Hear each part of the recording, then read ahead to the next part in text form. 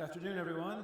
Thank you very much for joining us. My name is Peter Jarich. I'm the head of GSMA Intelligence. I'm really excited to see a lot of people here on the afternoon of day 3 of MWC coming out for such an important topic. So I think as you would have seen before this, at GSMA Intelligence, and for those of you who don't know, we're the research and consulting arm of the GSMA, sustainability has been a huge part of our focus. We just this morning, I don't know if anyone was there, we released the latest version of our telco energy benchmark.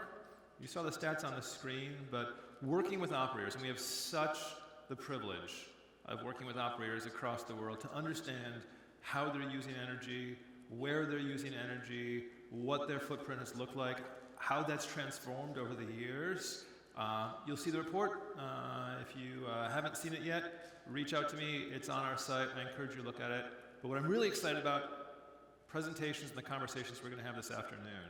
You know, when I look at the list of sponsors for this session, XH Smart, ARM, Nokia, Dell, Intel, it's really humbling, right? It highlights how important this topic is.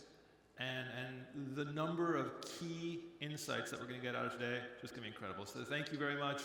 You can all congratulate yourselves for being some of the smartest people here at MWC because you're in the right place. And you'll actually probably leave here even smarter if we've done our job. So what I'll be kicking it off with a little bit of context, what we're seeing from the market, why we see sustainability being important, and what parts of sustainability we think will be critical going forward in 2024. We'll have a keynote. We're having a keynote from ARM. We'll be doing a panel session that I'll be leading. We'll be having another keynote from our other platinum sponsor, XH Smart, another panel, and some great fireside chats. So stick around. Beyond the sponsors, we've got great representation from operators. We've got Vodafone, we've got EN, we've got Turkcell. It's an incredible set of speakers. So thank you all very much for being here. And with that, let's get us moving. So I think for those of you who don't know who GSMA Intelligence is, you know, we are, as I mentioned, the research and consulting arm of the GSMA. Basically what that means is that I have the privilege of getting to work with a bunch of smart analysts who are engaged in trying to understand the market, right? What's making the market move, not just for their own interest, but to help the industry succeed. So you see some stats up here. It's our job to help our customers, to help the whole ecosystem, try and figure out how do we make the best use of, how do we make successes out of all the capabilities from connectivity. If you're a customer, thank you. If not, reach out. I've got some of my analysts here to talk about sustainability or any of the topics, and I appreciate the chance to be here. This is a session. I will let you take a quick look. You will be hearing from all of these folks across the day, and you can take a picture. I think we can get you copies of these slides. But thank you to all the suppliers. Thank you to all the operators who are here with us. And with that, let me talk a bit about why we're looking at GSMA Intelligence at sustainability, why we think it's important, how we're looking at it. So I think when we're asked like why we've been talking about this for a few years, right? We've been talking about sustainability. What matters in 2024? There's a couple things, right? We have to recognize the environmental aspect. First and foremost, right? You really can't talk about sustainability without recognizing that there is an environmental issue there, right? And it is decarbonization, and we understand there's a huge opportunities there, but it's also this recognition that it's 2024. We've gone past, and as much as we do this work around telco energy benchmarking, there is this idea of how do we now focus not just on scope 1, but scope 1, scope 2, and scope 3. I think that makes the conversation more difficult, but more important. Second, and this goes a bit back to, obviously, the idea of energy efficiency, it is financials. As much as it's about the environment, and we know there's a critical aspect to it, we have to recognize there's a bottom line issue here, right? Because energy is still an important part of CapEx. True story, I ran into our Director General just the other day, and he said, you know, I had this question. We always talk about energy costs. And it's interesting that when we talk about R&D and we talk about CapEx, we say, hey, CapEx for operators is X% of their revenues. And we try and highlight how much they're spending on their networks. Hey, it's like 16, 17% of revenues. Do we have a figure for energy? He said, because I think it's probably roughly the same. And so we crunched the numbers, and Emmanuel on my team who is here went and said, well, let's look at the data that we have. And sure enough, it's about the same. Right, so when you think about CapEx to revenue, energy to revenue, you're almost looking at the same figure. I told my director general he was smart enough to be an analyst because he figured that out on his own, just intuitively. He's not going to take me up on the job. It's too much work.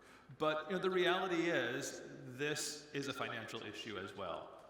And if we think about bottom line, it's not just cost, it's about potential revenue impacts, right? Particularly as we think about how your customers are looking at it, you have to think about the revenue side. Finally, I talked a bit about this when I talked about scopes 1, 2, and 3. When we think about the scope 3 side of things, we have to think about how the partnerships work, right? How does it work in terms of co-innovation, in terms of building that with your partners and suppliers? How does that work in terms of circularity? It can't be anything that any one person does on their own. Again, it makes it a more important, more complex topic. So where are we, right? Where are we in terms of sustainability? Where are we right now in 2024? Well, you see this, right? You see in terms of how the operators have gone forward with making commitments, their sustainability commitments. And I think we've said this a number of times, and I think it bears repeating. Operators have been more aggressive in making those commitments than you've seen in most industries, right? It's a real testament to the fact that they understand that this is important. And that's great, right? We do have to recognize there are some regional variations here, and that's not always great. It's not across the world that we see these same commitments, but we do need to give the industry some kudos for saying how they are committing to these standards, how they're committing to being sustainable. So where are we then in terms of how we're thinking about net zero, how we're thinking about this in terms of the 5G era? And I think what's important to recognize here, and if you look at that chart there, what you see that chart is global internet traffic. You've all seen charts like this before, right? I mean, if anyone is surprised by the idea that global internet traffic is going to go up between 2021 and 2030, raise your hand, and you're probably too embarrassed because you all know that, right? I mean, we recognize that fact, right? And that is the side, the fact that how do we deal with that? And 5G is great to the extent it's going to enable some of that, but we also realize that it creates some issues, right? It's that push factor. These access networks, they allow more traffic. That comes with energy requirements, it comes with sustainability implications. At the same time, we do have these pull factors of demand. We wouldn't be seeing that traffic if it weren't for the fact that people actually wanted to do something, right? Consume more media, consume more content.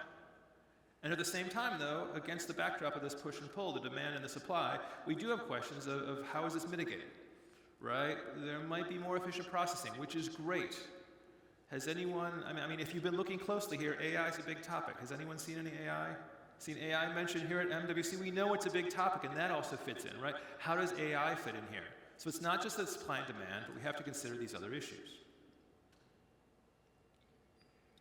And at the same time, as much as the simple way to look at it about traffic increasing, as much as we can think about, yes, that there is the demand for the content, there is the supply, we also need to recognize there's an extra layer of complexity here. It's the question of where are operators actually processing this? Where are these workloads being processed? Because we know we've been talking a lot since the beginning of 5G about things like edge, things like cloud. And when we go out and we talk to operators, we see a good deal of variability, but there's some consensus in terms of going out through the future where they think they'll be processing workloads in terms of the core versus on-device and near edge and far edge. Now, you might ask, well, why is that important? Like, why does it matter where this traffic is being processed? And it matters because depending upon where you process that traffic, there are energy and sustainability implications. Right? Am I processing on-device? Maybe being super energy efficient at the edge? Am I processing in the core, which you may be able to get some other efficiencies, but you have to actually transport the traffic? These are the considerations that we need to make as operators, as consumers of that traffic, right? And so what you see is that this is particularly an issue. And again, it goes back to this idea of complexity. It goes back to this question of why we have sessions like this, to dig into some of these issues, right? It means that from a partnership perspective, we have to pull in the cloud providers, the SIs, the IT providers. But, and I think what's also interesting here, it also says that we have to realize that as we look at digitizing workloads, we also need to be thinking about not just the question of what this means for energy efficiency, but what this means for making those other industries more efficient. And it's something that we probably as an industry don't give ourselves enough plaudits for, but the idea that as we move, as we take industries, digitize them, it will require energy. It will require new workloads in new places. But if we can make those other industries more efficient, we need to recognize that it's a net sustainability gain. Now, of course, as we think about the challenge that telcos face when they're looking at their energy efficiency, and they look at how they do that, we know there are definite intensities out there. Right? We talk about this. 5G is great. 5G is more efficient than 4G by far, more efficient than 2G and 3G, but you're putting more traffic across the network. All right? So as much as we need to get people moving to LTE, moving to 5G to be more efficient, it creates more traffic, particularly for those demands around bandwidth, around video. At the same time, we know there's lots of different mitigations out there, right? Spectral efficiency improvements. How do we see network efficiencies, as I talked about, in terms of AI, more efficient batteries, RAN efficiencies? A great announcement I saw just today about how, using new virtualization technologies and things like Open RAN and use of RAN intelligent controllers, we can decrease energy consumption just by 25%. Right? You see these every day, right? Use of renewables for sure. And then, of course, 2G and 3G sunsets. We need to think about how do those things fit together. But we also need to be focusing in the right place, recognizing that things like the RAN take up the majority of energy. And so when we apply our efforts, we have to make sure that we're applying them in the right place. Of course, I think we can't have a conversation about this without talking about renewables. And where do renewables fit in? Right? So when we go out and we talk to companies and we talk to operators and we say, hey, how do you think you're going to get to a zero carbon or a net zero related business model? And what do we see? Yes, transitioning to renewables as well as increasing energy efficiency are there. Now, increasing energy efficiency makes sense. We've all talked about that, right? But the transitioning to renewable side of things there, and you can see that where that fits in, being a core component. That's good news, right? Means the industry recognizes it. They see that we need to move more in that direction, but it's obviously good news that they see that. Now, of course, if we're thinking about health checks, then this brings up the question of where do we sit with energy efficiency? And, and this is sort of a glass half full, glass half empty story, right? On the good side of things, we see networks are becoming more efficient. We know we are moving in the right direction, particularly around mitigations in terms of what you can see from networks. And of course, we see the renewable side of things is ramping up, and these are some data from the most recent telco energy benchmark I mentioned. And I think what's interesting here is take a look at that RAN figure, right? If you take a look at that RAN figure, what share of energy consumption was in the RAN? You see a big jump up from 2021 to 2022, then falling down in 2023. And if you think about this, this pretty much makes sense, right? We saw energy prices go up. We know the RAN is a huge part of the networks. But then we know it takes those kinds of things to drive putting into effect new innovations around energy efficiency that can then bring that down. So it's a really good story and one we expect to see play out. Of course, on the downside of things, the glass half full, we know that we still need to move across the network. It's not just RAN, there's core efficiencies, particularly as we move towards virtualization. We know that this isn't the same across all geographies, and we know that beyond the hardware side of things, there's much more to be done in terms of software, in terms of processes. Of course, mentioned this is from the 2023 Telco Energy Benchmark. Any operators out there that didn't take part, we would love to have you going forward. Circularity. I mentioned this up front. Obviously a key topic. I think it's a great addition to what we've been talking about to date in terms of energy efficiency. But there are a couple things that we need to be doing here, right? We need to talk about definitions. You talk about circularity, it means different things to everyone. How do we all make sure that we're on the same page? How do we make sure that's involving market mechanisms? Right? This is market-based, right? So we think about what are the secondary markets? How do we enable a lot of the circularity that we want to talk about? Of course, we need to think about, and I mentioned this before, how do operators fit into the broader ecosystem? How are they working with their suppliers? Because circularity, particularly when we think about Scope 3, needs to be something, obviously working with your suppliers, working with the ecosystem, but then most importantly, perhaps, where do we see the proof points? Because unless we see the proof points, we really won't know what's possible. And figures like that, like the fact that only 15% of handsets are recycled so far, that's stark. It's a stark reminder of the work that needs to be done. Of course, there's a lot that can be done by operators. I won't go into this. This is also good news. Whether it's supply chain, what we can do across that, in terms of operations, product, and services, tons that can be done, which is great news. Of course, what's not so much great news is that when we look at it and we talk to operators, but it's a reminder, we ask them, do you think you're ahead? Do you think you're behind? Do you think your sustainability practice is a competitive strength or competitive weakness? What do you see? We see most of them see it as a competitive weakness. And it reminds me of this idea that you sort of, it's the town where everyone's above average. That can't be possible. Not everyone can be above average. Not everyone can have their competitive weakness being sustainability. What does it mean? It means there's room there for telcos to recognize this can be a competitive strength, getting more out of it, actually pushing out more what they can do. So I'm going to leave you this before we go off to our first keynote. Where do we go from here? Right. Well, there needs to be three parts to this. Technology, of course, and we talked about that. How do we drive energy efficiencies? Through the network, through the silicon side of things, through things like energy as a service. Right? You've seen a VPP announcement from a couple folks, virtual power plants, incredible stuff you can do there. We need to see some more of that. But that leads to this question of business models and partnerships. Right? And of course, you really can't talk about that without thinking about Scope 3. Right? The idea of partnerships is critical to Scope 3. Scope 3, recognizing that it's a majority of the impact for most organizations, is something that we obviously need to be talking about when we're thinking about how we get to be sustainable. Right? How do we connect buyers and sellers? How do we link them to the circular economy? But of course, none of this can take place. We need to be thinking about the regulatory side of things. Right? As much as we've seen movement there, less than 30% of states have actually legislated any sort of net zero work. Right? That needs to change. We need to be thinking about how ESG impacts, how investors and exchanges fit into this, right? And how that's taken care of. And then, of course, things like procurement. And how does procurement fit into governance? For us, I think it's a great statement that we're making progress, but there's more to be done, which is why we have sessions like this. And so with that, let me just say thank you, and I will be handing over then to our first keynote. I think we have Eddie from ARM who will be talking to us a bit, and thank you very much. It's great to be here today. Thank you to Peter and the GSMA Intelligence team. Some of the work that they've been doing in terms of collecting data from operators is fantastic. Data is gold for us, right? It really lets us crystallize some of the conversations that we're having with operators and be able to track the progress of some of this year to year. And so really appreciate the work that the team at GSMA Intelligence has done. I think that set the stage for my discussion today, because really what I'm here to do is to tell you a little bit about ARM's journey in terms of developing energy efficient systems. We've done this before in several industries.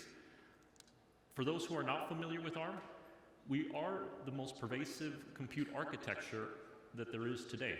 We have built an entire business around trying to drive energy efficiencies in compute into several different markets.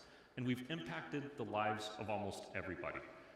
We were at the forefront of the smartphone revolution, making sure that we can provide the right technology to bring immersive experiences to smartphones. We were also there to pioneer the IoT wave, and even more recently, autonomous driving and the cloudification of data centers. We have been there to help drive more efficient compute architectures, and now we are trying to do the same with telco networks. And we've hit a great milestone today. It was an amazing number.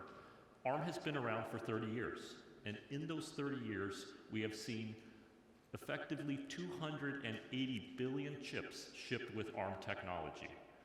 So when I say that we are the most pervasive architecture, that's the proof point there. And now we are looking at ways of delivering energy efficiency into 5G networks. And in particular for 5G networks, there is no one-size-fits-all solution. We are in edge networks. We are in small cells, core networks, and even private networks. ARM Compute has powered many of these systems today. It's why we say that 5G and even MWC is running on ARM. It's helping people communicate and put on events like this today. And we have not built any of these devices on our own. We have a collaborative model where we work with an ecosystem of partners to really rethink system architecture designs. Because what's important to think about is that it's not just the chips. It is hardware, software, and a co-development model that has been the best way for us to achieve power efficiency gains in systems. And so that's why we work across the spectrum, from everything from the silicon supply chain to OEMs to software providers, to build an ecosystem of partners that is helping co-develop and co-innovate these solutions. It's the way that we can achieve sustainable computing, even in telco networks today. Some of the data that Peter showed was exactly showing what some of the problems were in terms of energy efficiency and power utilization today in telco networks. I start with the first data point, which is really about the number of users. We've done a fantastic job of making the transition from 4G to 5G. 1.5 to 1.6 billion users are now actively using 5G handsets today. And it's led to a richer experience. But that also means that there is more data that is now being transferred over the network on a day-to-day basis. This data doesn't come for free in terms of the power that's required to operate the network. And so we're seeing that 5G base stations initially came to market with almost 3 times more power consumption than prior generation base stations. We're also seeing that that's resulting in operator costs. I think the stat here varies between maybe about the 17–20% that we saw in the GSMA report. It's still very significant. And this is why sustainability is important, not just for driving a CapEx savings, but also to making sure that the utilization of the equipment is there and is done in a manner that can benefit all of us. So at ARM, we have looked at this problem very carefully. We've actually been at the forefront of delivering vRAN and ORAN systems that can make a significant improvement in power efficiency. We've demonstrated with our partners like Nokia, HPE, Supermicro, Fujitsu, and NEC, that you can build ORAN vRAN systems that can deliver 2x the energy efficiency. And in many of those cases, those systems can actually handle more users per system, making utilization and capacity expansion part of the story when delivering new equipment. Some of these are announcements that we made today with our partners, and you can see demos in various partner booths or in the ARM booth as well. And we took the same approach as I mentioned, close collaboration around software and hardware co-optimization, because there is no one single knob that you can tune to get power efficiency gains of this sort. It is this collaborative work environment of making sure that we have the right tools within the architecture, we have the right telemetry that is coming out of the silicon devices, and that we have intelligent algorithms that are being implemented in software to take advantage of some of these power efficiency gains. And the best part is that we are seeing operators being very receptive. When I saw Peter's statistic that showed that the majority of operators looked at sustainability as one of their top 3 goals, that was fantastic, because we are seeing operators conceptualize the message and actually put that to action when it comes to the selection of compute and the selection of equipment that they are choosing today. In fact, we are now seeing operators issue RFI and RFQs with power requirements that are just as important to them as the performance of the network. So the solutions that we have built together over the last couple of years with partners are now under test and getting validated by several operators. Vodafone has been a fantastic partner in this journey and really been a great advocate of power efficiency gains that require a variety of solutions. Nokia, with their Cloud RAN solution, went and embarked on a journey of trying to actually deliver as efficient solutions out of Open RAN and vRAN as they were delivering out of purpose-built hardware. And they're doing that on a variety of platforms today. And NTT Docomo demonstrated that by the choice of ARM-based computing in the cloud, they could actually reduce power consumption of their core network by 72%. These are big numbers. They'll make a big difference. This week at MWC, we expanded our work with NTT Docomo to actually put some of the ARM-based vRAN solutions into their Oryx labs. Another way that we can get operators to validate the solutions and help us make them deployment ready. And so yes, AI is the next phase of what we feel will help us deliver even more sustainable, energy-efficient networks. I know AI's been in almost every speech. It's probably in the water that you're drinking today. I'm kidding. But it is an important technology that is going to transform telco infrastructure if we are able to work together to make that happen. So, what does that really mean for us? If you take generative AI and what we're seeing in large language models like ChatGPT, we are already seeing at MWC this week several companies that have implemented chatbots to help with automate activities when it comes to network deployment. Everything from taking service calls to how you turn on and configure equipment, all of this can be helped by generative AI models of today. But that's just the start. The next phase, and why I think it's going to be so important for telco, is the fact that if we marry Gen AI together with the low latencies that we already deliver in 5G networks, the opportunity to create new kinds of services is there for telcos to be able to take advantage of. And one of the things that we have seen is that 5G, while we are now reached 1.6 billion users, the economic model has not actually improved. And that's just because connectivity as a service is not enough to drive the revenue gains that operators would like to see today. The entire market for connectivity services is in the billions. But if you look at what people are forecasting for AI-based services, you are now looking at a market size in the trillions. And I do think that telco operators have a right to play in delivering these services. The first thing that you're seeing Gen AI being applied to is really in terms of trying to create savings around automation, and that impact, sure, it's significant. Some estimates as high as 1.3 billion a year can be gained by just AI-based automation.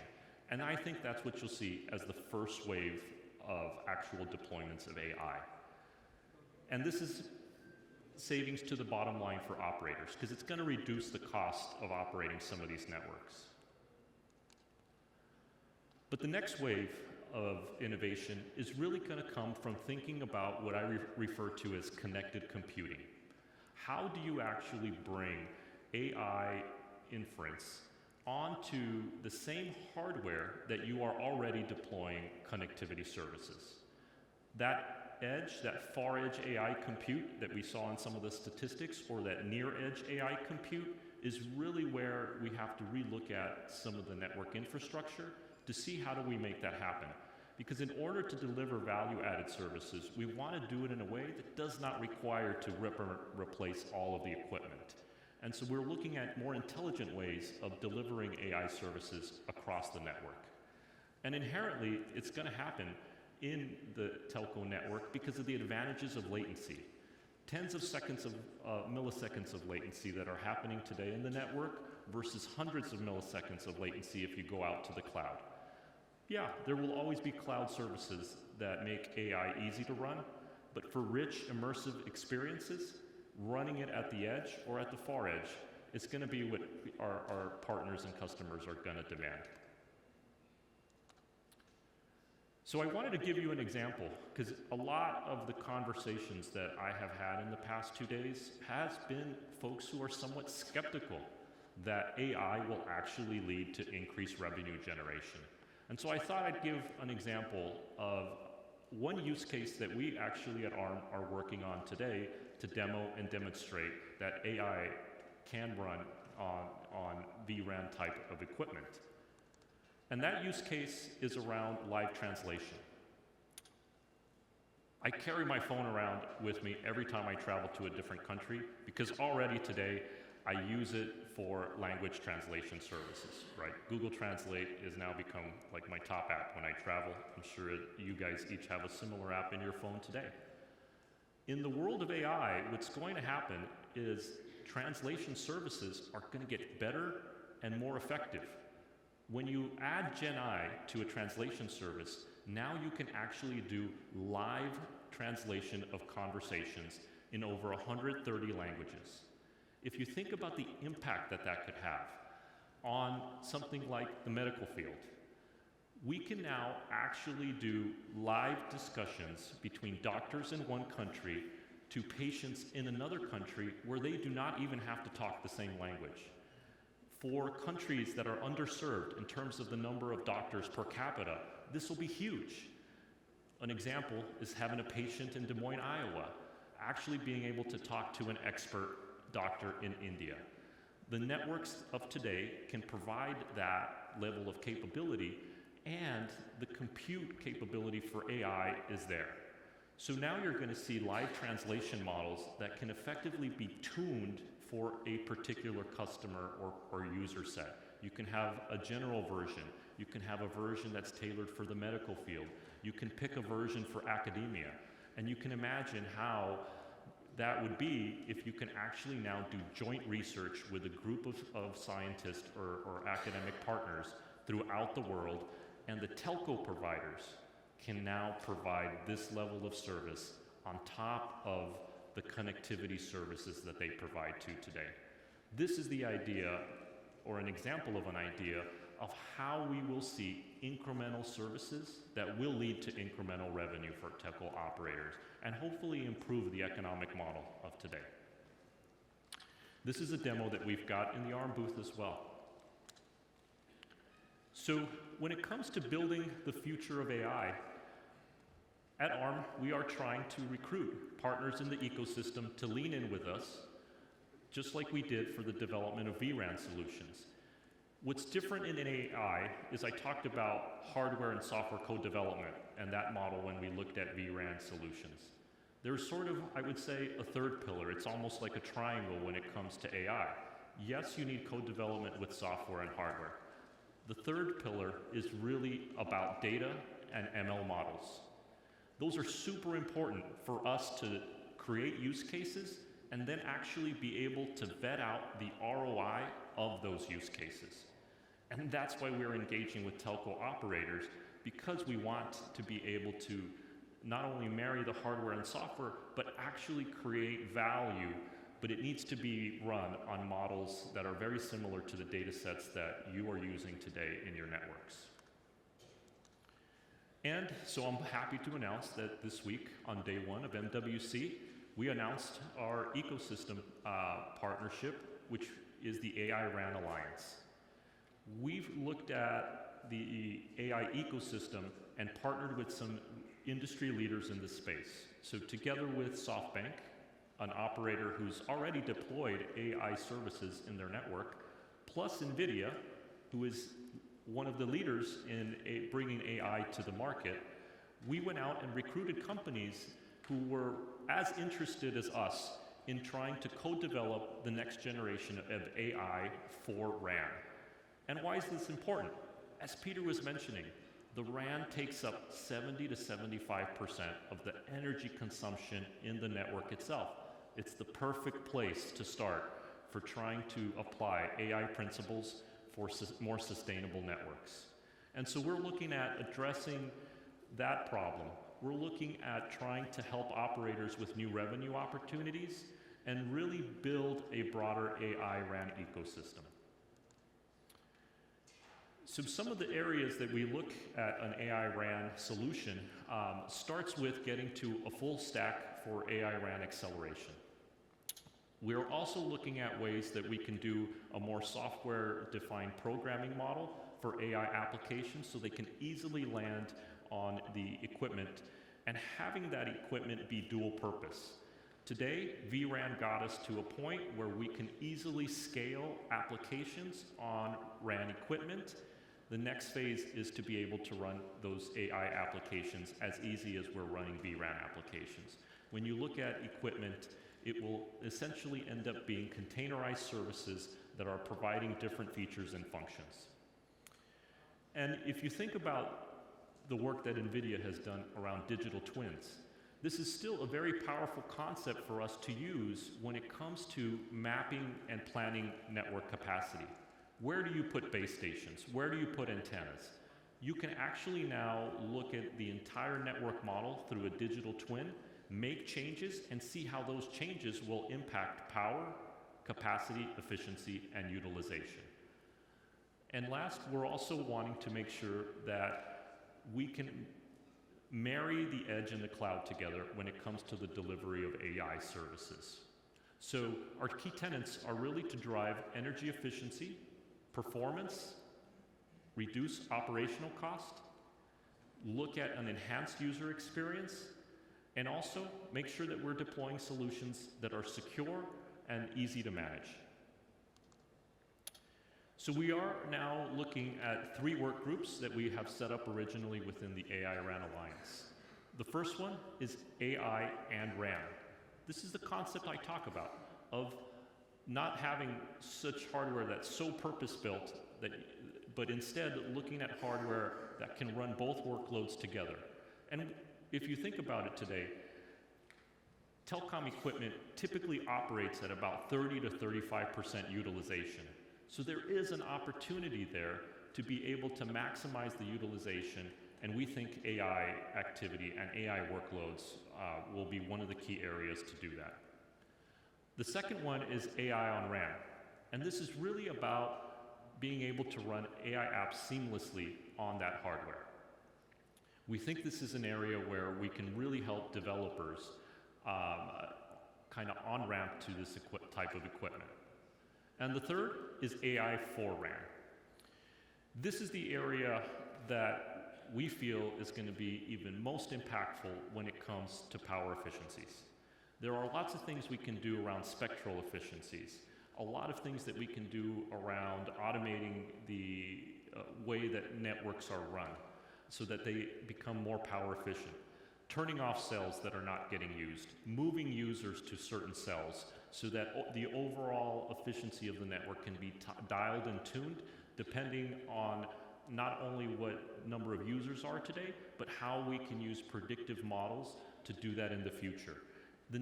The amount of data that we are collecting today can be used to be very predictive on where we think the networks are going to experience their high traffic loads.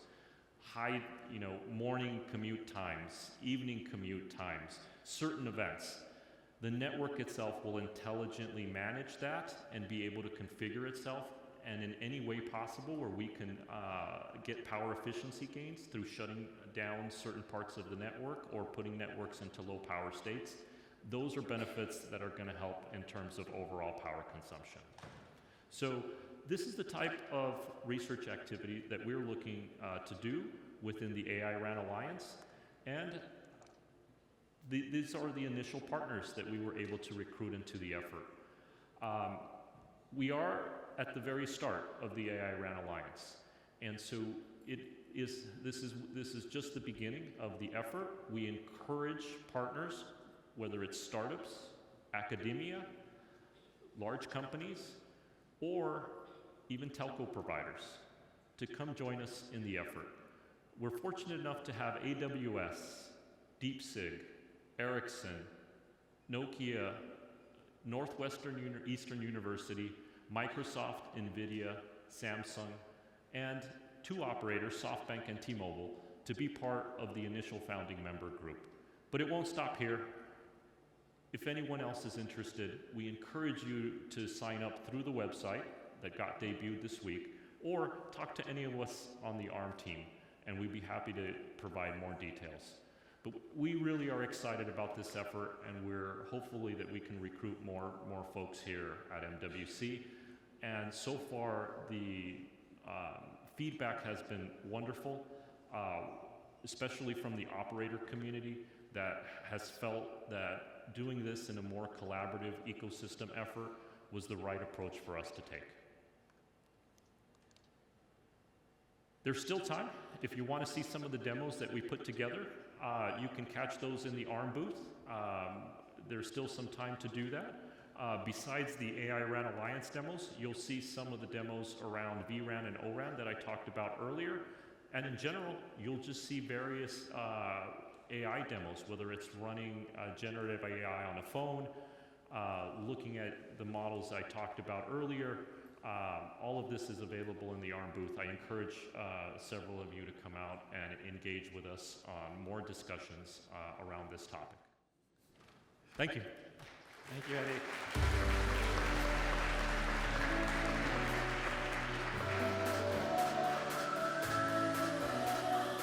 I think from and I swear, Eddie and I didn't coordinate our slides, but I think the discussion from ending there with energy efficiency in the RAN to talking about ways that we can think about sustainability that generate revenues, the translation services, to the idea of being efficient at the edge and how we need to be thinking about where we're processing workloads for sustainability.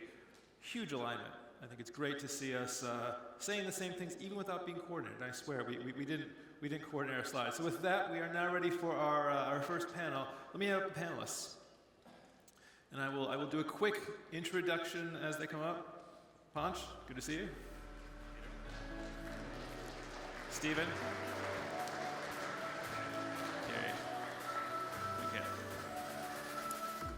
So I said this in an earlier panel that I did. You know, one of the things that is fun about being a moderator and moderating some sessions that you get these bios, and you read everyone's, and you always wonder like how much of it you read, because you get some bios which say, you know, Panch is this and that's it, and then you get, you know, Stephen is this and has 2 dogs and likes to go biking on the afternoon and went to this high school where he was the captain of the football team.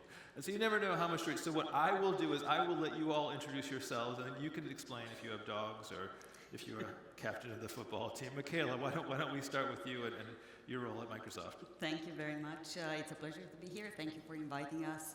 Microsoft, I mean. I am working in the government affairs team, and I have looked quite a bit at 6G, 5G, 6G sustainability in next G telcos, and now I'm moving to more emerging technologies, AI being one of them, but also quantum networking, and PQC. Very happy to be here. Thank you. 6G and quantum networking. So smartest of all the people on. Kiri, how about you? Yes, good afternoon everyone. My name is Kyriakos Exadaktylos. I'm in Group Technology, Network Strategy and Architecture. And part of my remit is also to look energy performance, how we can be more efficient, how we can reach our net zero targets, and also participating in Open RAN architectures, leading also the MOU of Open RAN we have with other leading European operators. It's very exactly ties up with the presentation we saw. Is a collaborative effort, right? And there are no secrets here about competitiveness, but it's how we can make the industry more efficient. It's for the benefit of everyone and for the environment. Wonderful. Stephen. Yeah, thanks, Peter. Hi, everyone. So Stephen Moore, responsible for the Climate Action Programme at the GSMA. So as an industry, we have an ambition to be net zero by 2050 at the latest. So a lot of my work is focused on engaging with a very engaged group of mobile network operators. There's about 65 of them in total now that form our Climate Action Task Force. And we work on lots of different climate topics. And one of them in particular is energy efficiency. So it's great to be talking about that today. Wonderful. And Panch. Panch, head of wireless infrastructure market segment at ARM. And so what this essentially means is we work around 2 vectors. First vector is looking at the traditional classical RAN and the compute requirements around that, working with the leading network equipment providers of the world. And the second vector is around virtualized implementation of network functions, includes RAN, core, etc., working with a broader ecosystem to enable the most power-efficient, sustainable networks of the future. Great. Well, thank you all. So I'm going to start with a question for, I guess, for everyone in turn, because we may all have different views. But you know, we know there's a number of reasons for going green, being sustainable, for telcos, for enterprises. Right? There's environmental objectives, as we talked about. There's the business side, the technology side of just how we need to be evolving our networks. when you talk with customers, what do you hear does one of them dominate? And if one of them doesn't dominate, what do you think is most important of those sort of, if you had to pick one, what's the one that folks should be focused on? Oh, I mean, I'd like to believe there is a moral imperative, but I think it's the finances that drive everything, right? So, I mean, Peter, that was an excellent introduction that you kicked us off with, the numbers, right? The finances don't lie, right? So, OPEX and the energy costs definitely affect the bottom line, top line, like however we want to look at it. And that's going to be the primary driver of seeing the urgency and the requirement around efficiency and sustainability. So Stephen, heading up climate action, it's all about environment, it's all about the moral imperative, right? Is that, I mean... Well, I mean, obviously, it's all about the, addressing and averting the climate crisis that is hurtling towards us. I think, obviously finance is a huge driver. We know from just some research that we published, the Mobile Net Zero report we published yesterday, operators are using 1.3% of global electricity, which equates to, it's just over 300 terawatt hours of electricity per year. If you take an average amount, say 12 cents per kilowatt hour, that's an energy spend of $40 billion per year. So obviously that's a huge imperative, but on the other side, we also are seeing, because I mentioned the ambition for the industry to be net zero by 2050, and that is an ambition that was set by the board of the GSMA. So it was a kind of ambition that was taken on behalf of the industry. But what we've also have to see is individual companies and operators actually commit to those targets as well. And that's what we have seen since 2019. And I think that's a huge driver for making progress in this space. We have now 70 mobile network operators around the world that have committed to rapidly reduce emissions by 2030. And that's covering about half of global mobile connections and more than 60% of industry revenue. So I think that is creating a huge impetus as well alongside the financial benefits. So Kiri, when I hear those numbers that Stephen puts out and having read the work that came out, it's impressive, right? And they seem like big numbers when you think about the amount of energy being used by telcos. On the other hand, given the impact that we have on the industry and telcos have on the industry, it also seems like a really small number when you recognize the impact. I mean, at Vodafone, how do you guys think about this as you're looking at sustainability? So we've heard finances, we've heard environment. Is it just the network side of things? Here's your chance to say the network is the most important. No, I have to start from the top. So the purpose we have is connect to a better future. And one of the three key pillars there is protect our planet. So that sets, at the heart of the company of our corporate responsibility. On everything we are doing, we have to be good for the planet. That's why we have committed and we have validated now our net zero targets by Science SBTi.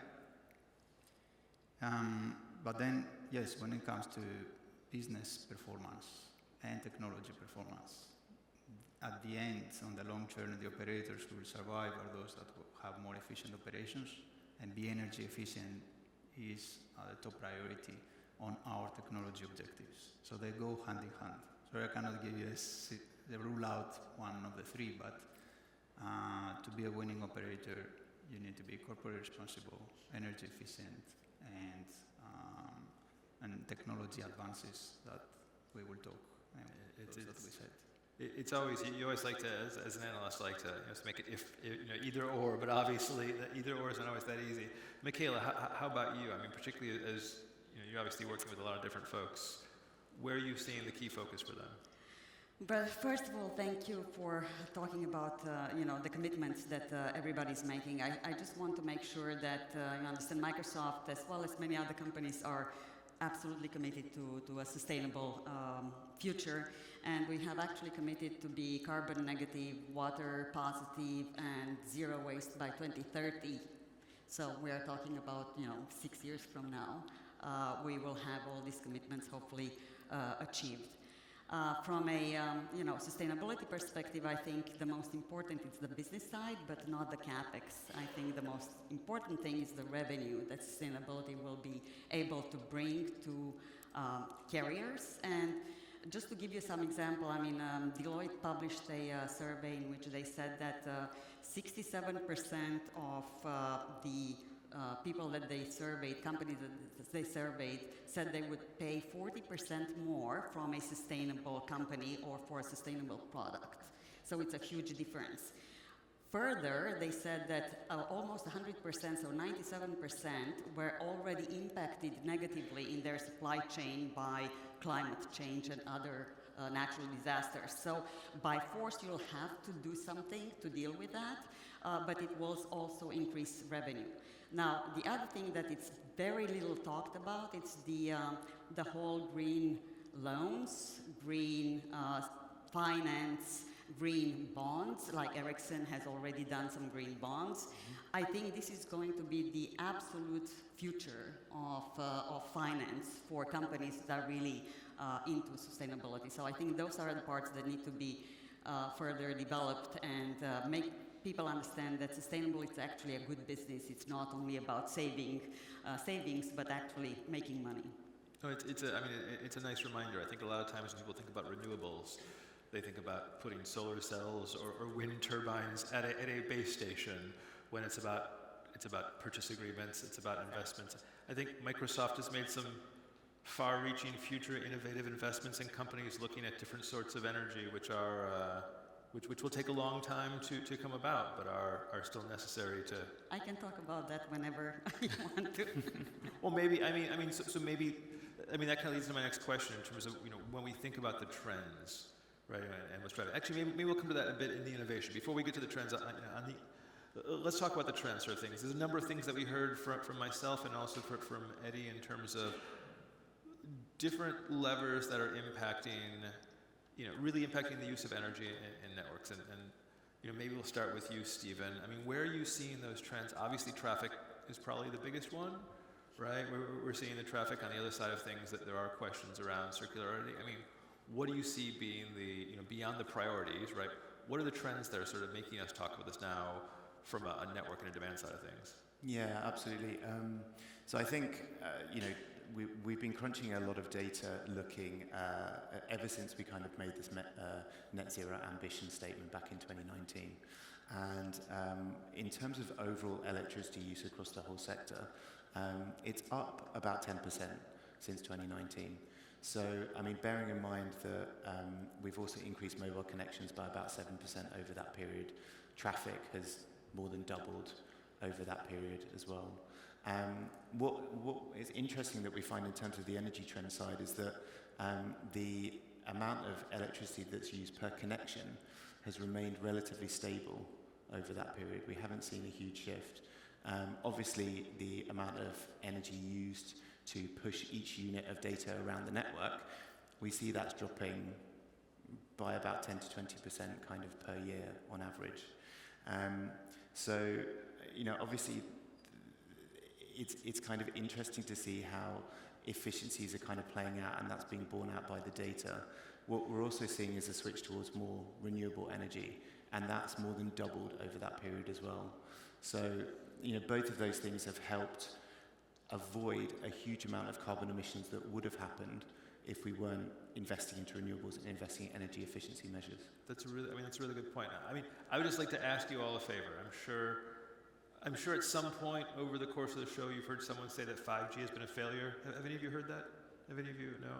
I think that seems to be a common thing. A lot of people going, 5G, it really hasn't been successful. I think the next time you hear someone say that, just bring up the fact that we've managed to keep energy consumption, despite traffic going up, right? I don't think that would have been possible without 5G, right? Beyond the fact that without 5G, we wouldn't be able to keep up with all the cat videos and TikToks and all of the increasing traffic, right? I think that's an incredible testament to some of just what's been possible, whether or not operators have fully monetized 5G. But that's a different discussion.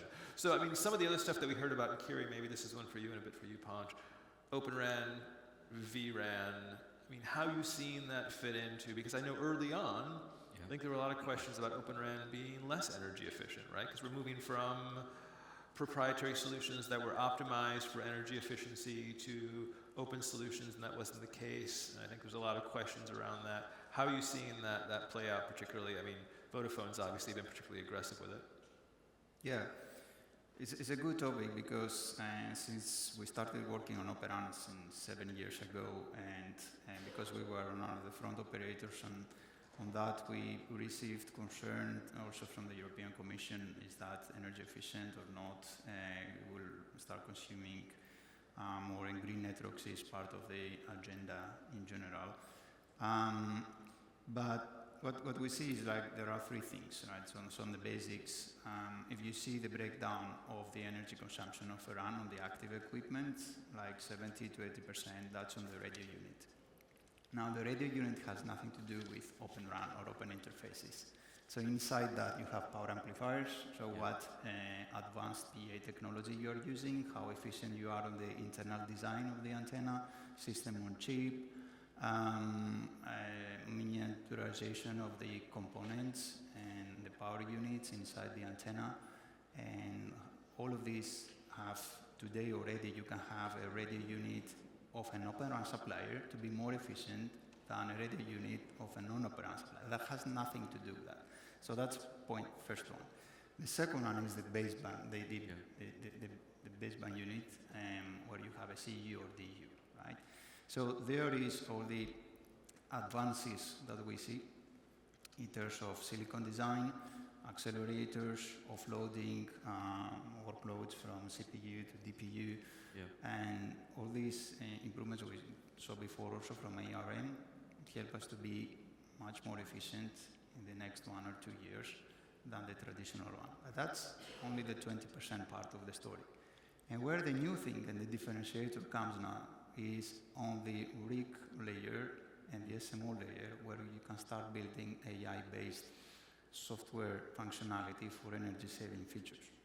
The energy-saving features we have today in the traditional architecture are more static, more dynamic. You have to configure your cell switch off deep sleep mode on a more static way. And of course, you can identify some cell sites to change parameterization, but this is not adaptive real time. Right. And that layer that you have now, that you can automate and works really on real time with adaptive based on the real traffic conditions. There are pilots already to show 20 to 25% improvement, and this is really a differentiator.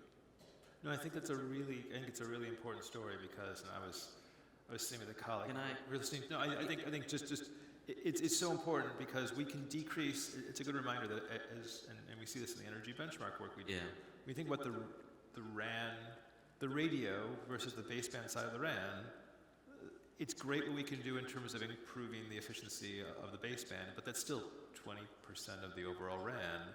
And so when you talk about things you can do in the RIC, it's such a good reminder of the extra efficiency. Sorry, Panch, please. Yeah, so we do have to look at it holistically, to your point, right? So, and there is a recognition that radio consumes 70 to 80% of the energy, and the 30% of energy that you consume in the baseband is also a significant amount of energy, right? And so I want to address a couple of things, right? A couple of trends that we are seeing in the industry. First of all, generation over generation, right? So the requirements are shooting up, right? While the need for keeping the power envelope the same is also there, right? So for example, we can expect to see like an order of magnitude more throughput generation over generation with a 20% add or 30% add. I mean, we have conversations with the NEPs all the time, and that's the requirement that's thrown at us, right? That's number one, right? So how do you improve performance while still maintaining the power envelope? And the second thing that we see is things are increasingly getting softwareized, right? So virtualized and containerized and so on. And we have the same issue that you brought up earlier, Peter, right? So when you look at a cell site itself, you're trying to compare performance, energy efficiency of like a very purpose-built, tightly integrated, tightly coupled hardware-software system to a mostly software-driven virtualized implementation, right? So I see a couple of things need to happen here, right? So one, software-driven network is definitely the trend, and we believe that will be the future. And for that, we need a really efficient computing system. By computing system, I mean there's definitely the CPU, and then figure out what needs to get accelerated in the overall functions, overall network functions. And so I do see as we evolve from 5G advanced and going into 6G, we'll see a lot of pressure on the compute infrastructure in terms of compute efficiency.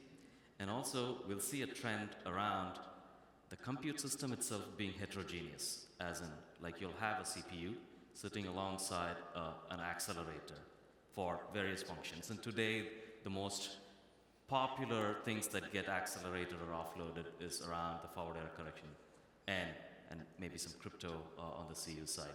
But we'll start seeing more and more of that looking ahead with potentially some AI accelerators coming into play.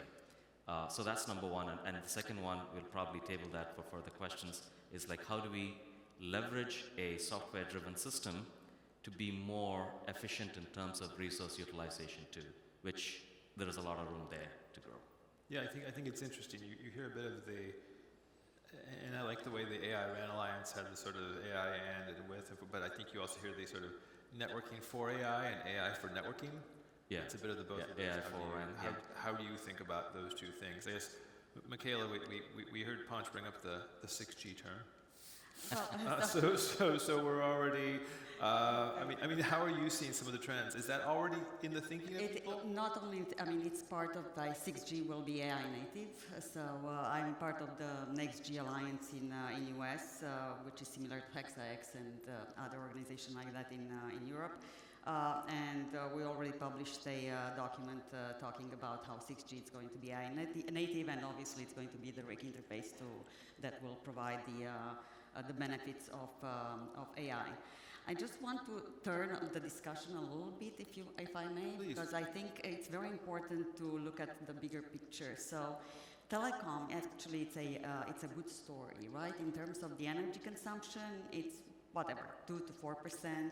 Carbon, emissions. It's I don't know 1.5, 4.3, around the same numbers. They are small. Now, if you think about the whole network, RAN consumes the most, right? So Right. the rest, it's just like 20% or 30%, and you had those numbers. Now, out of for instance, in telecom, we all know that 70%, you had the same numbers, come from scope 3, so it's not even done, right? In our the case, end, 90%. right, so in the end, the emissions or the energy consumption, it's much smaller than what we are talking about. So again, think about what we can do to the industries that actually are the biggest culprits. Energy providers, agriculture, chemistry. I mean, these are the services that we need to bring to these really sectors to improve sustainability. It's not us, we are doing well, I think. I mean, based on the numbers. We can do better and we will do better. There is no question about that. But we need to help the other industries. It's an important reminder. I mean, just the case studies, the use cases that are out there of how mobile and digitization technologies. Exactly. But we do have to recognize that when you digitize those other industries, you are driving their energy use up. So how do we think about that, right? As we move from analog to digital, or digital transformation of industries means by definition they'll probably be using more electricity, right? Not necessarily, no. Actually, not only electricity. So I'll give you an example of bridges in the water somewhere. So you have to send people over there to do the maintenance. You have to, transport them, which will use a lot of whatever that is, energy, petroleum, gas, you name it. You have to improve a whole bunch of things while on, far away from the shore. You can do all that now using digitization, right? So all of a sudden now you're actually not consuming all that energy that you would have consumed before. So this is an immediate example, but you can do the same thing for agriculture, using sensors to figure out how much water you need. And this is already happening, right? So these are the things that we can improve, and water, it's a most important. I mean, it's one of the pillars of sustainability. Same thing with figuring out what to do with waste. Those are things that we need to start. It's a good. It's a great reminder. I mean, so beyond those sort of innovation and service innovation, I guess where are you seeing, Stephen, innovation sort of in the ecosystem around sustainability? Are you seeing any good innovations that are giving you hope that we can? And we'll come back to the network side in just a second. But what are you seeing? I mean, I think one of the biggest areas that we're seeing innovation around is, it's perhaps less on. I mean, there's huge amounts on the energy efficiency side, but perhaps I can bring in the side of the renewable energy, because I think that is where we've continued to see a huge reduction in the cost of renewables and a massive ramp up in the level of renewables as well. So I think 2023 compared to 2022, the deployment of renewables was up 50%, which is just incredible, really. And 2/3 of that increase was from solar. And we still haven't reached the bottom price for solar, and it just keeps getting cheaper, and it was already undercutting almost all other forms, depending where you are in the world and how much access to sunshine you have. But it keeps getting further north or further south in terms of the business case. And then also we're seeing similar with batteries. We're seeing huge development in battery technology. We're managing to continue to make them hold more charge, but then also thinking, where certain minerals are not available, we're thinking about other ways that we can make batteries using other metals. So, and they're going to have different uses. Obviously, you need quite a high a power load if you're going to put it into a car. If you're in a more stationary situation, like we are with mobile base stations that are off-grid, then perhaps you don't have to use cobalt necessarily, and there's a challenge around that. So I see huge amounts of innovation in that space, and I think we've been looking at it in the context of, say, areas of the world where you don't have access to the grid. So obviously in Europe, I see you're smiling, Kiri, because quite a few of your networks are in keeps me awake at night. Yes, exactly. So we did a study looking at sub-Saharan Africa, and it was called Energy Challenges in SSA, and really it's going to be different solutions depending on where the networks are being deployed, whether it's an urban area, sort of semi-urban area, or rural. And we need to get creative, and we need to bring in partners. So whether it's financing institutions, other multilateral institutions, we need to work much more closely with governments on this, because we can be, say, key anchor tenants for spaces, and that then if you're bringing energy somewhere to a community and connectivity, then you can do so many things. So there's a huge development opportunity there as well. So I've gone off on a bit of a tangent there. It's a good reminder of things that, as much as we're making progress, there's still a lot of areas where gaps that we still need to be making more progress. Yeah. I mean, Panch, where do you see, on this idea of where we need to make progress, right? Is it more around actually getting people towards virtualizing and moving towards, virtualizing their networks, or where do you see the gaps that we need to low-hanging fruit? Yeah, so I'll probably stick in the technology angle, right? So I think there are a lot of still improvements to be had in terms of the actual utilization of the existing resources.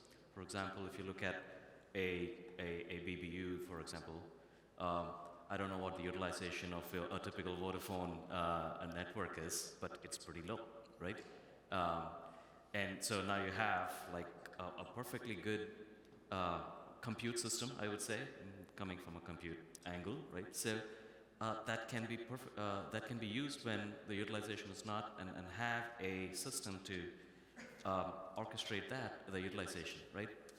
And I think some of what Michaela does in her day job is gonna really drive some of these efficiencies. Like the cloud guys have really figured out how to maximize resource utilization really well, and that methodology can be easily transferred over to the telco infrastructure as the telco infrastructure becomes more and more cloud native, right?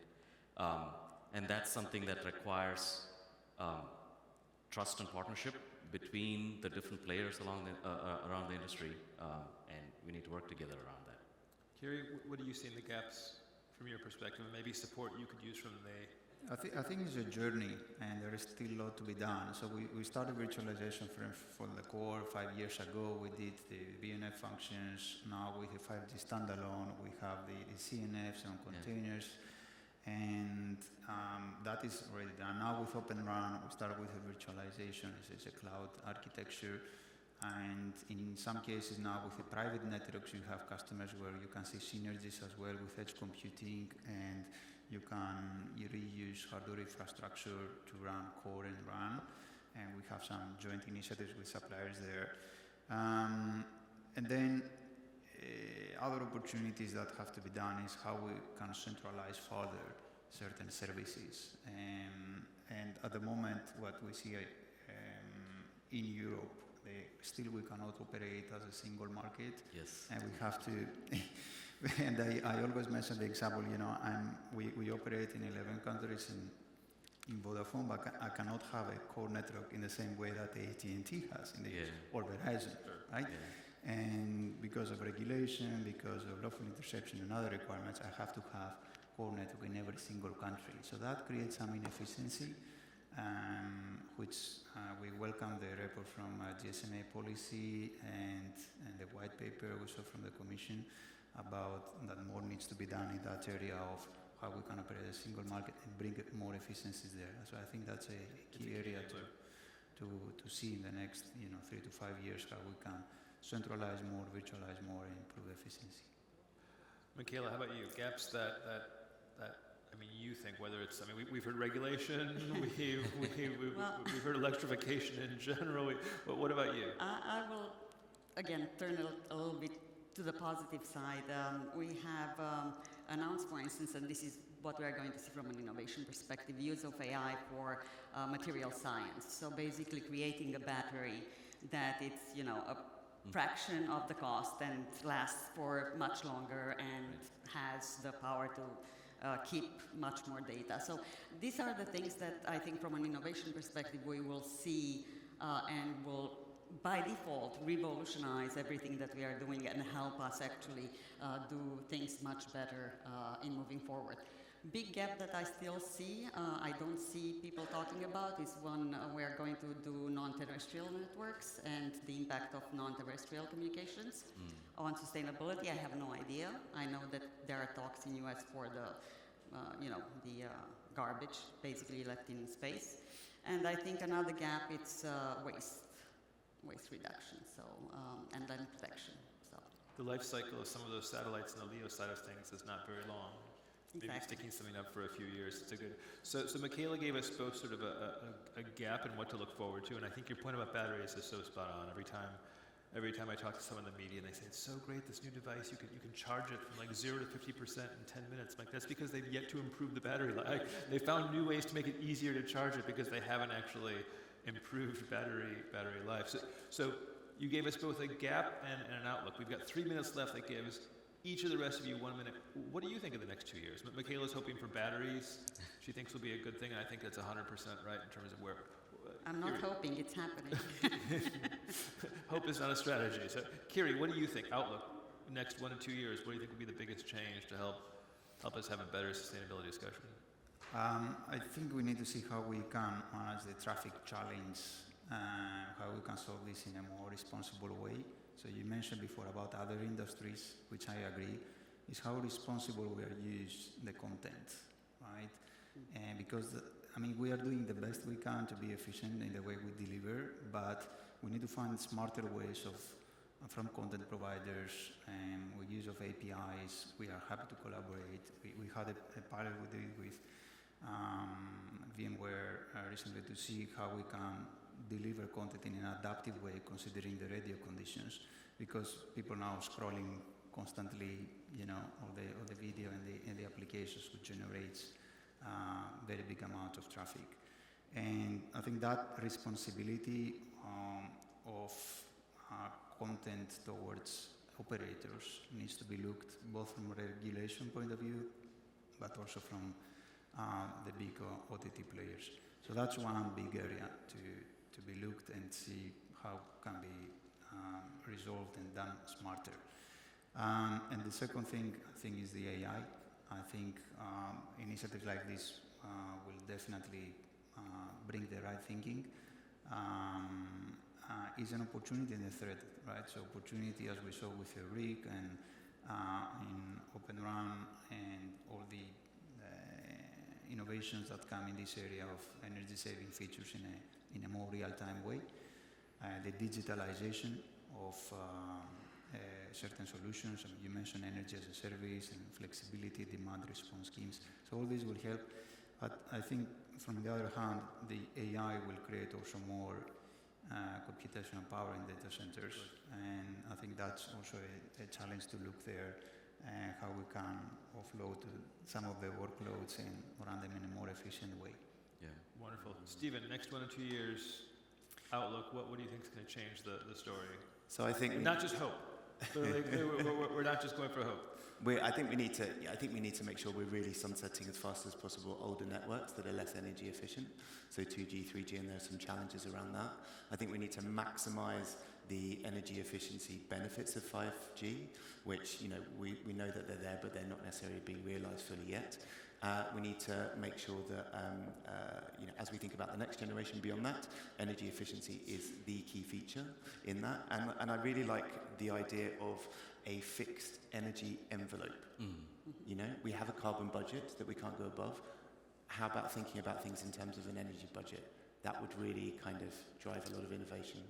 Panch, last word goes to you. What next 1 or 2 years? What are you excited about? What's going to move the needle?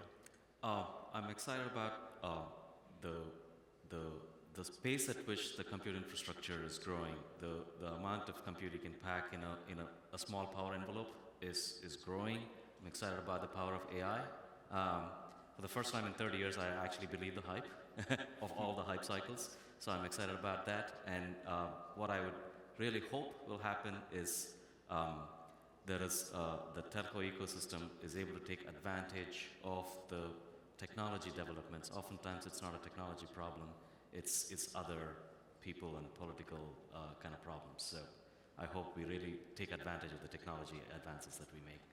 Wonderful. I think it's a great note to end on. Well, thank you all very much. I really appreciate it. And if you see me during a session taking notes, it's because I learned something, and that's the best kind of session. So thank you guys very much.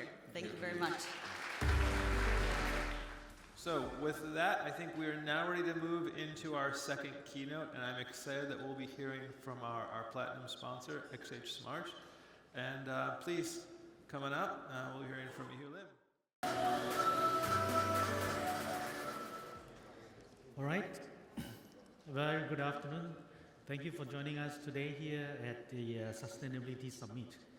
My name is Iho from XH Smart, and we are happy to share with you our journey towards a more sustainable world, right? So just a quick update or introduction. XH Smart is founded in 2011. We are a very young company, and we started as an OEM manufacturer for SIM cards, right? And over the years, we have transformed, and today we are offering products and services, not only SIM card, but also payment cards, digital services for network operators, banks, and government agencies worldwide. We are a leader provider of smart card, smart embedded security products, as you can see here. We have certified payment products from Visa, MasterCard, JCB, American Express, Discover, so on and so forth. These are the international scheme, as well as a domestic scheme as well from the respective region. We are also GSMA members, and we have two eSIM RSP platform certified at GSMA. We are also eSIM EUICC certified. So our global presence mainly in the Asia and mainly in the Asia area. We have 5 manufacturing sites. China, 3 in China. We have Chongqing, Zhuhai, 2 in Zhuhai, 1 in India, 1 in Bangladesh, and 1 in Johannesburg. So let's look at sustainable development strategies of XH.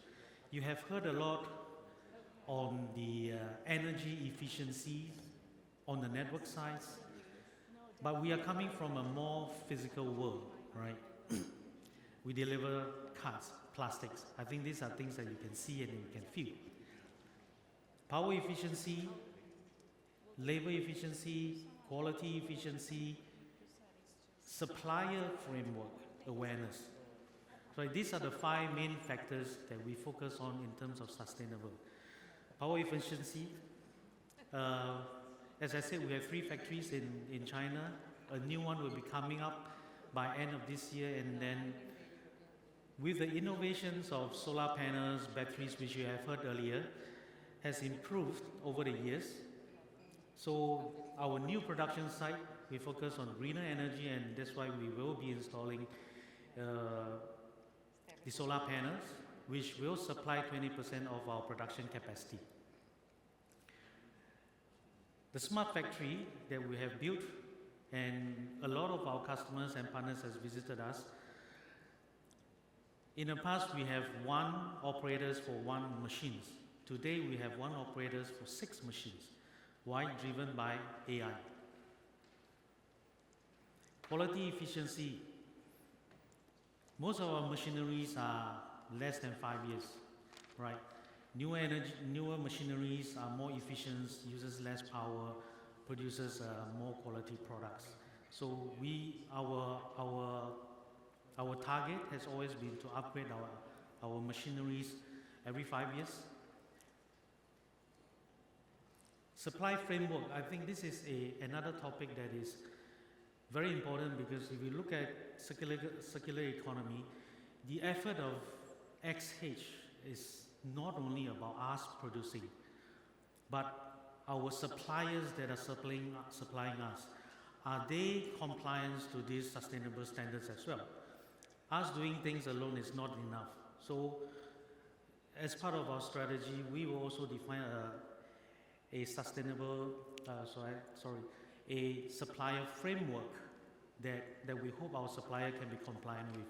But exactly how this framework will look like, I would also hope that the industry as a whole can come up with the standards and be transparent about such things.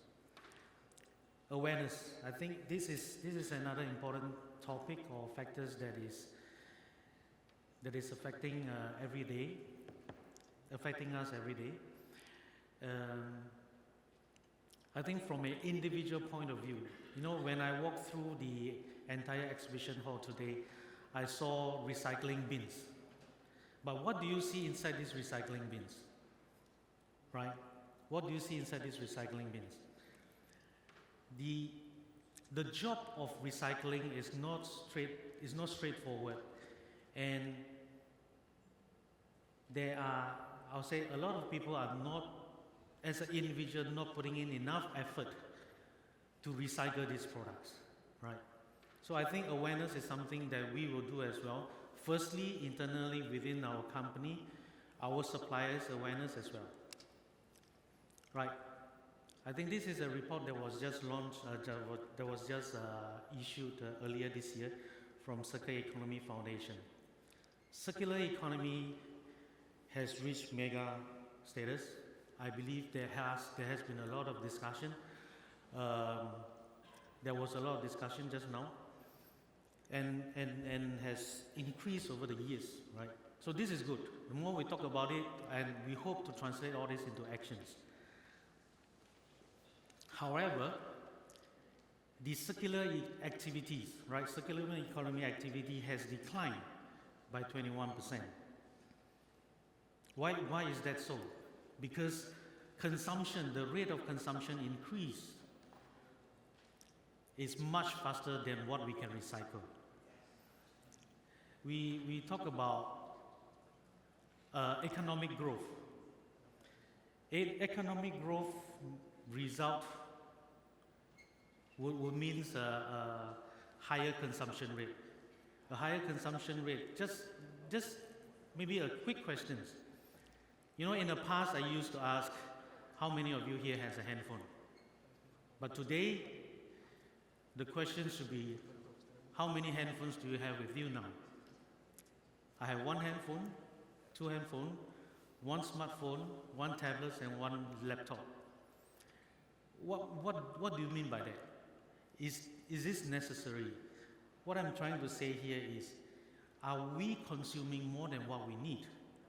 We want to have a great lifestyle. We want to have a good standard of living. That's why we have all these products. We see marketing messages displaying the latest and most high-tech products we want to buy. But do we need to really buy it? You know, this has always been a question. All this push up consumption. Developing countries or the third world countries, they need to improve, yes, by all means. But from a developed country point of view, is this really necessary? So this has always been a question for us. The challenges ahead. We talk about a lot of R&D efforts, but we didn't talk about the R&D efforts for recycling materials. Only less than 7% of the world raw materials are recycled today. Less than 7%. You just imagine you have a desktop or that you throw in to recycle. How much time does it take to recycle? What is the cost of recycling? And out of this desktop, how much material can be recycled? Today, this is bad, right? So we need to put in more R&D effort into recycling.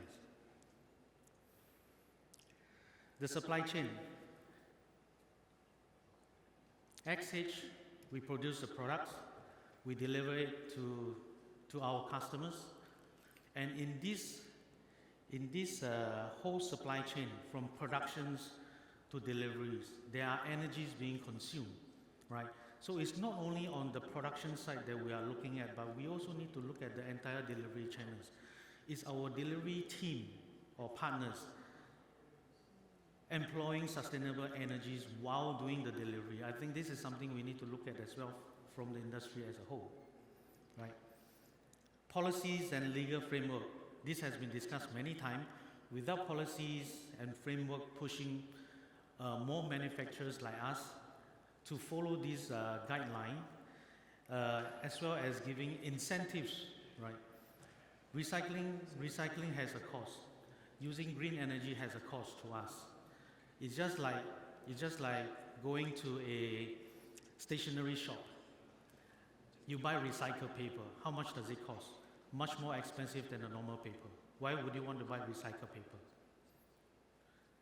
So is there incentive for us to use recycled materials? Is it financially viable for us to use recycled materials? So the business needs to run on. So these are policies and legal frameworks which we hope that in many other countries, governments can set up and take the lead to promote and incentivize companies that provide sustainability products, right? Awareness, I have talked about it. Education is the key to sustainability. Awareness from an individual point of view, from a corporate point of view. Standardization and transparency. Today, there are many standards globally. You have the ISO standards, you have the European standards, you also have the US organizations for the environment. So which one should we, as an industry here, in our telecommunication industry here, should we follow? I think this is also something that is very important to me. Transparency. When I say that we can consume, when I say that next year we have a production plant that can produce 20% of our production energy that we require, how can I prove to you that this is the 20%? How should you believe me that this 20% is what I say? Which standards should I follow? Is there a recognized body that say, okay, put a stamp, XH, you did a good job? So standardization, certification bodies, in my opinion, should also come in as well to set the standards, to put a mark onto all these organizations who are doing a good job in this area. And those who are not, should they be penalized? I think these are questions that I have been always asking myself, and I think we should do something along that line. Okay, I think that's all I have for you today, quick and short. Thank you so much for me. Thank you very much. I said this in the beginning, I was excited to have XH Smart as a sponsor, just to bring in some of these ideas about circularity, because as much, again, as we can talk about energy efficiency, that's such a critical component. And I really appreciate it, particularly on the questions of standards. So with that, I'm glad to be moving into our second panel, and I'm excited that we will be having you back again to sit on the panel and talk from XH Smart, but also that we've got and we have Turkcell, who has sent us Ali, their CEO. This is wonderful. Please, guys, come on up.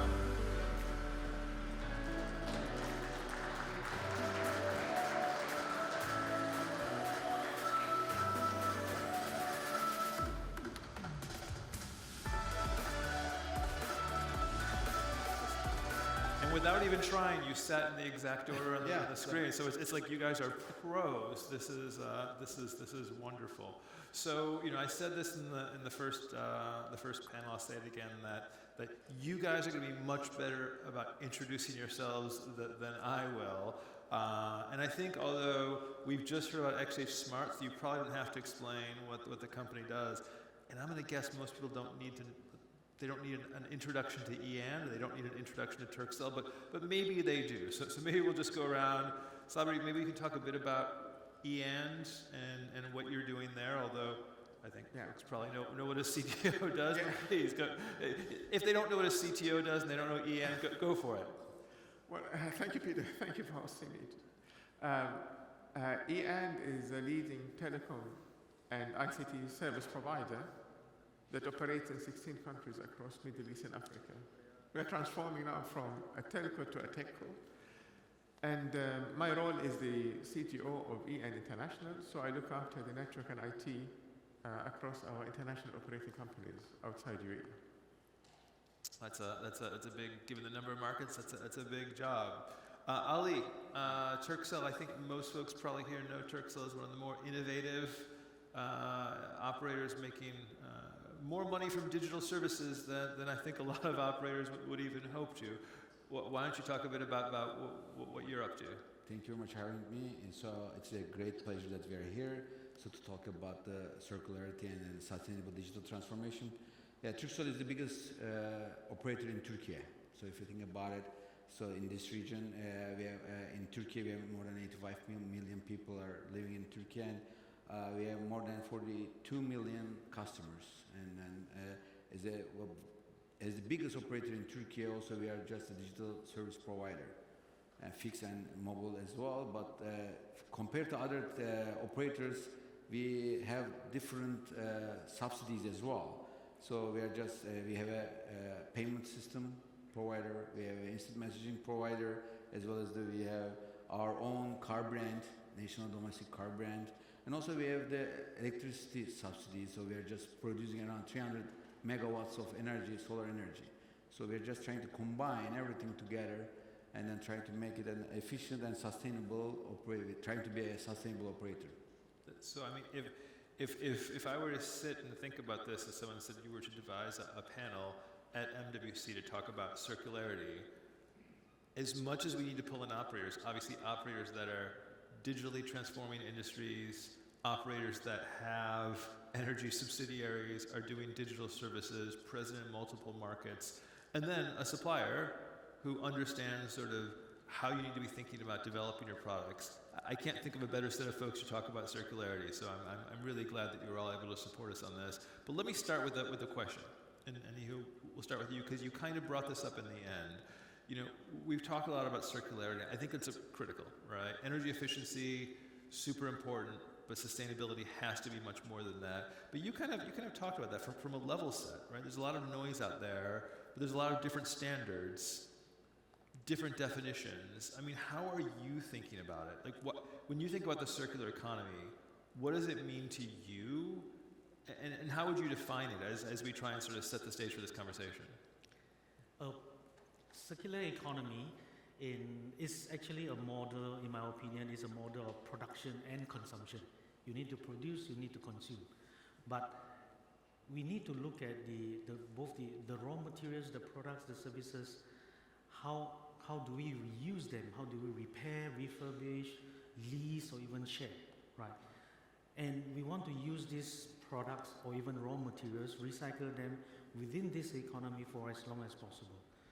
In a perfect world, if circular economy is successful, we are talking about zero pollution. Just everything goes back. So that's my definition of circular economy. And do you think we'll get to that perfect world? I won't be able to tell you right now, but I think we're all working towards that, right? How about from a Turkey perspective? Actually, the circular economy and then circularity is a big question that everybody's trying to achieve, but how to do it is still $1 million question. So it's kind of hard because whatever we are doing in our telco sector or this market, because the products are already not designed according to this mentality. So and even if you are trying to recycle, there are some other small parts. Challenges. Yeah, and then other devices that you cannot even recycle. So and also what we are trying to do is actually in Turkcell, we are trying to convince our customers to use more and more and to extend the life cycle of the products such a way that we are going to make, instead of recycling, I think it's much better initially to extend the life cycle of each product. Currently, most of the devices are more durable, so if you are not acting very weirdly with your devices, you're definitely going to use them longer and longer. And also we need to be careful about just the marketing gimmicks and trying to go for it. So if you look at all the devices, the technological improvements are being very limited. So they're just changing this processor, they're just changing the megapixels of the cameras, but the functionality-wise, what they're adding on is limited. So, but everybody's trying to buy the new devices, and they're trying to, instead of totally utilizing their extended life, they're just trying to make it quick changes. So also we need to stop them to do this kind of frenzy. Yes, I think this is what I previously said, unnecessary consumption. I think we need to minimize this kind of unnecessary consumption because with the increase in the population, new technology, consumption will definitely go up. Increased consumption means economic growth, right? We all want this. But this would also mean that the recycling effort, the circular economy effort, we need to put in more, else we need to collect back more. We need to put it back more. So in Turkey, we're always trying to do is, and then also what I'm trying to do is especially in our markets, in our Turkcell branded shops, we're always trying to get refurbished. And then we have another subsidy trying to refurbish the devices. And then even if we buy the new devices, we are just giving some financial aids. So for the people to, and then because you need to figure out the different levels of income in the market, so you need to satisfy the needs. But at the end of the day, refurbished phones or refurbished equipment also is going to be a suitable market for some limited income customers.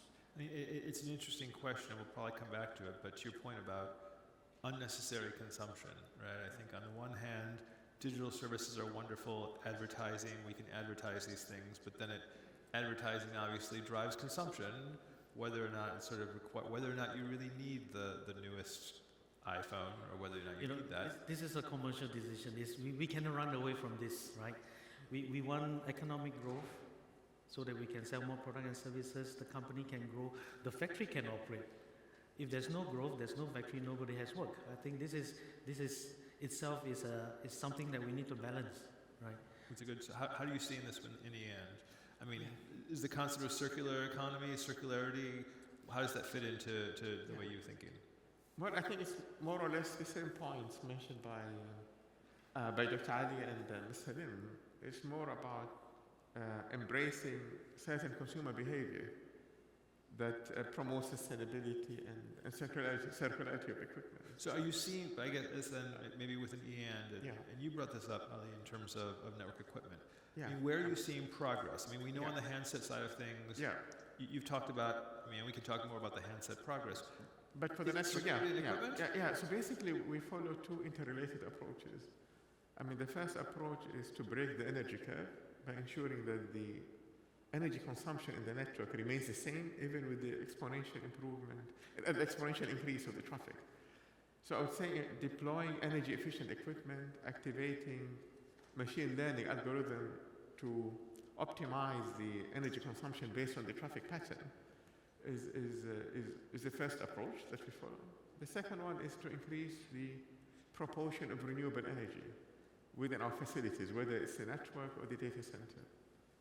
Is there room, the other angle, I guess, in terms of circularity, when we think of equipment, is there room for circularity in terms of the equipment itself? I mean, whether it is repurposing, we talk about sunsets, right? There's people who are sunsetting older networks. There are also regions that are just beginning on those build-outs. Is there room to actually think about circularity on the infrastructure? Basically, we have a program called Product Take Back, in which when the equipment reaches the obsolete state, we send it back to our equipment manufacturer, and then they ensure that it gets recycled with the highest standard. Great. Not with all the vendors, but with some of the vendors we do that. And Yeah, actually, I think for the network equipment, and then also we have a couple of chances to do. We can extend the life cycle. Yeah. But overall, right now there's a huge work going on with this AI and then AI processing power. Right now, everybody's trying to build their own data centers, and I don't know why, but everybody's trying to think that the AI is the solution for all the problems, and they're consuming lots of energy right now. And they're not optimizing well the systems. But if you look at this in the GSMA as well, everybody is, if you don't use AI in any platform, everybody thinks that something is wrong. But that's not the case, So like Sabri says, so what happened is, you can use some machine learning algorithms, simple automation, but we need to think about it, the methodology of like circularity or the digital transformation or sustainability. Do we really need that much of processing power? Yeah. Because we are trying to solve all the problems with AI. Maybe a basic rule-based algorithm, maybe basic software is going to be good enough, but we are buying lots of devices, which is going to most of them are very power hungry, and you're going to build a huge data center to run over them, and then you're saying, okay, how can I optimize that energy consumption? But at the beginning, do you really need to consume that energy? Yeah. So instead, you don't need to optimize the energy consumption if you don't overspend on processing to begin with? Yeah, if I may add as well, as I mentioned by Dr. Ali, but not all problems require AI. But let's say even if those that require AI, or if the problem can be solved with RPA, let's use robotic process automation. Yeah. But even if there's a need to use generative AI, certain practices like utilizing the existing large language models, the existing LLMs, and customizing it with your own data, it can help to optimize the energy rather than building a new LLM from scratch. I think it'll be. I think you bring up some really interesting points, and I think particularly with what we heard earlier, right? That obviously there's a lot of LLMs out there which might take a lot of energy, but for some of what you need in the network, those models are smaller. Yeah. And as we optimize those LLMs and we can drive those to being used on devices, there's some opportunities there. But one of the things, Ihu, maybe this is a good question. All of this that we're talking about, right? Let's go back to the handsets, right? Do you need to be purchasing the handsets early, or even to your point of what do you need to procure on the network? Really assumes that we have good coordination between sort of the suppliers and the purchasers, right? You've got to be coordinated there, right? I mean, whether it's you talk about the vendors and the suppliers you have that will take back equipment when it's end of life. We can think about device suppliers that have recycling or refurbishing programs, or it's only been recently that Apple has allowed devices to be fixed by third parties, which obviously can extend the life cycles. How do you see that relationship between suppliers and how do you see that working out? And then it'll be interesting to see how, in the real world, how that's working out for operators. How you see that, how much impact do you have upon your suppliers? But from you, obviously you are a supplier. Are you getting pushback? Do you have your operators saying? I have my own supply as well. Right? So we are from my point of view is we are producing the products, and of course our customers are Texel, EN, and that's the final product. But for our suppliers, we can demand, or should I say, we can set a guideline for them, and this is the framework that we are talking about, right? They are not just supplying us say eco-friendly materials, which is which is the product I want to buy from them. But within the company internally, how compliant are they to the eco standards, and which standard should we enforce them to follow as well?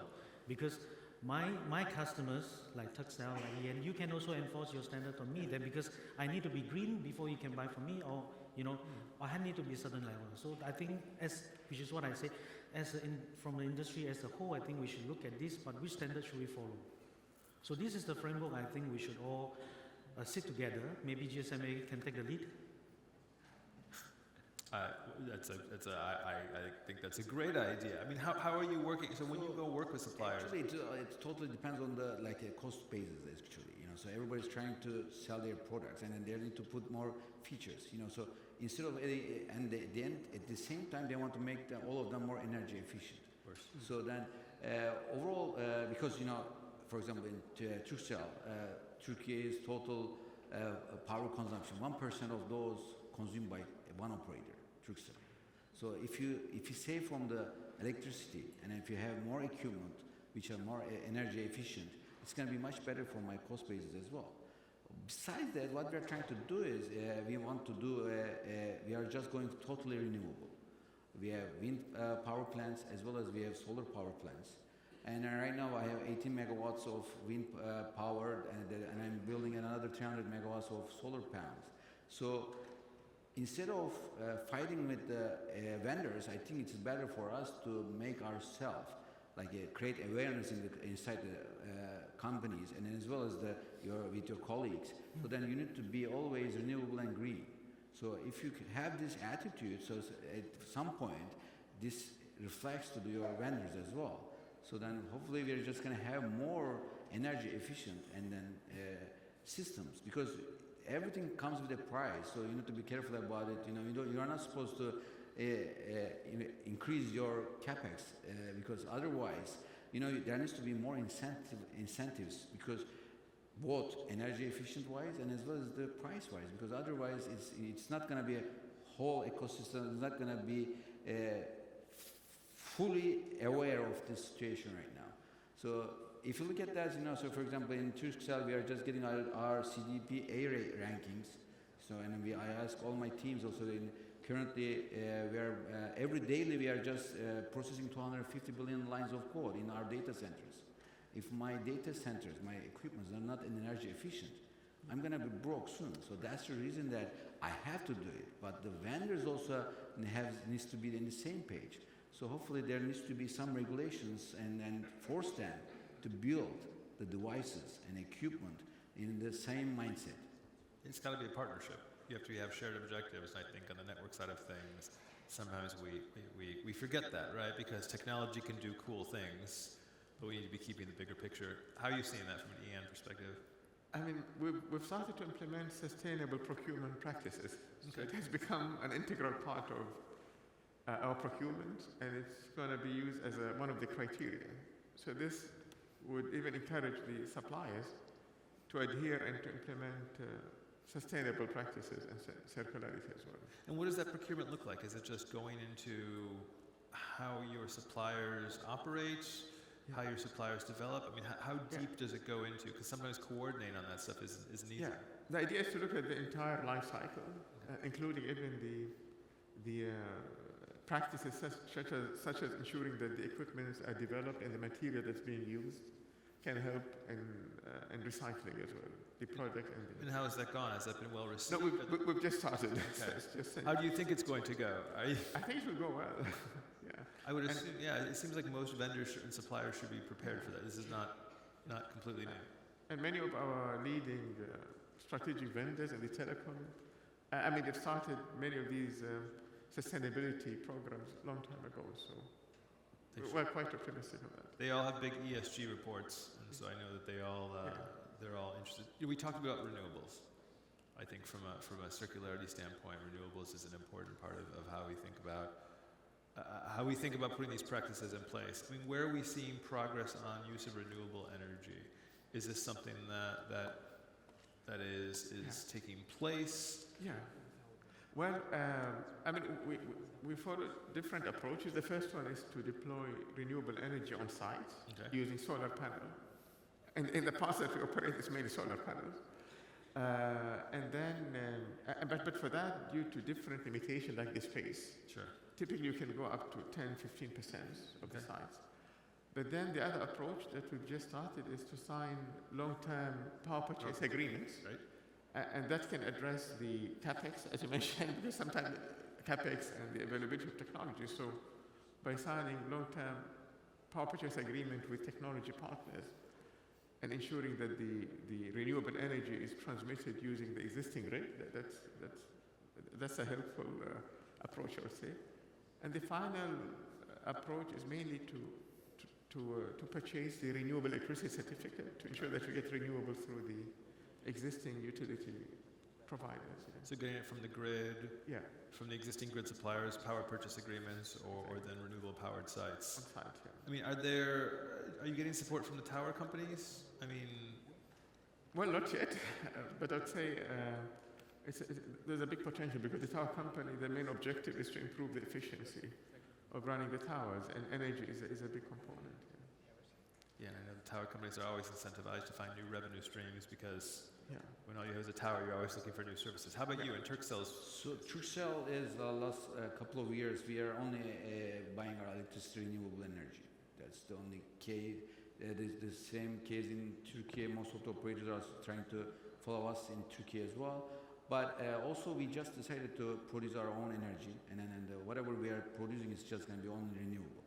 So we put a target for 2026. We are going to produce our own energy by only renewable. 65% of our energy is going to be produced by us. So currently we have 8 wind turbines, like 80 megawatts from there and 300 megawatts from solar. And then hopefully our target is 2030. We are going to produce all of our energy in-house and all renewable. Besides that, as you say, we are just putting lots of solar panels to the towers and the base stations, but it's not going to be good enough, you know. So yeah, you need to definitely put a battery in, and you need to have a constant electricity always. It's just like a small backup system because the space is not good enough. So because you can put 2 panels in the one base station, for example, it's going to give you 2 kilowatt maximum, maybe 3. And it's not going to be even supporting 2G, 3G. You know, so if you put the 4G, 5G, they're all power-hungry networks and technologies. So you should definitely need more. So that's the reason that we are thinking about it as creating a huge solar panel farms in a big land and area, so then we can provide our own energy. And besides that, let me tell you that in our data centers, we are the biggest data center business in Turkey as well.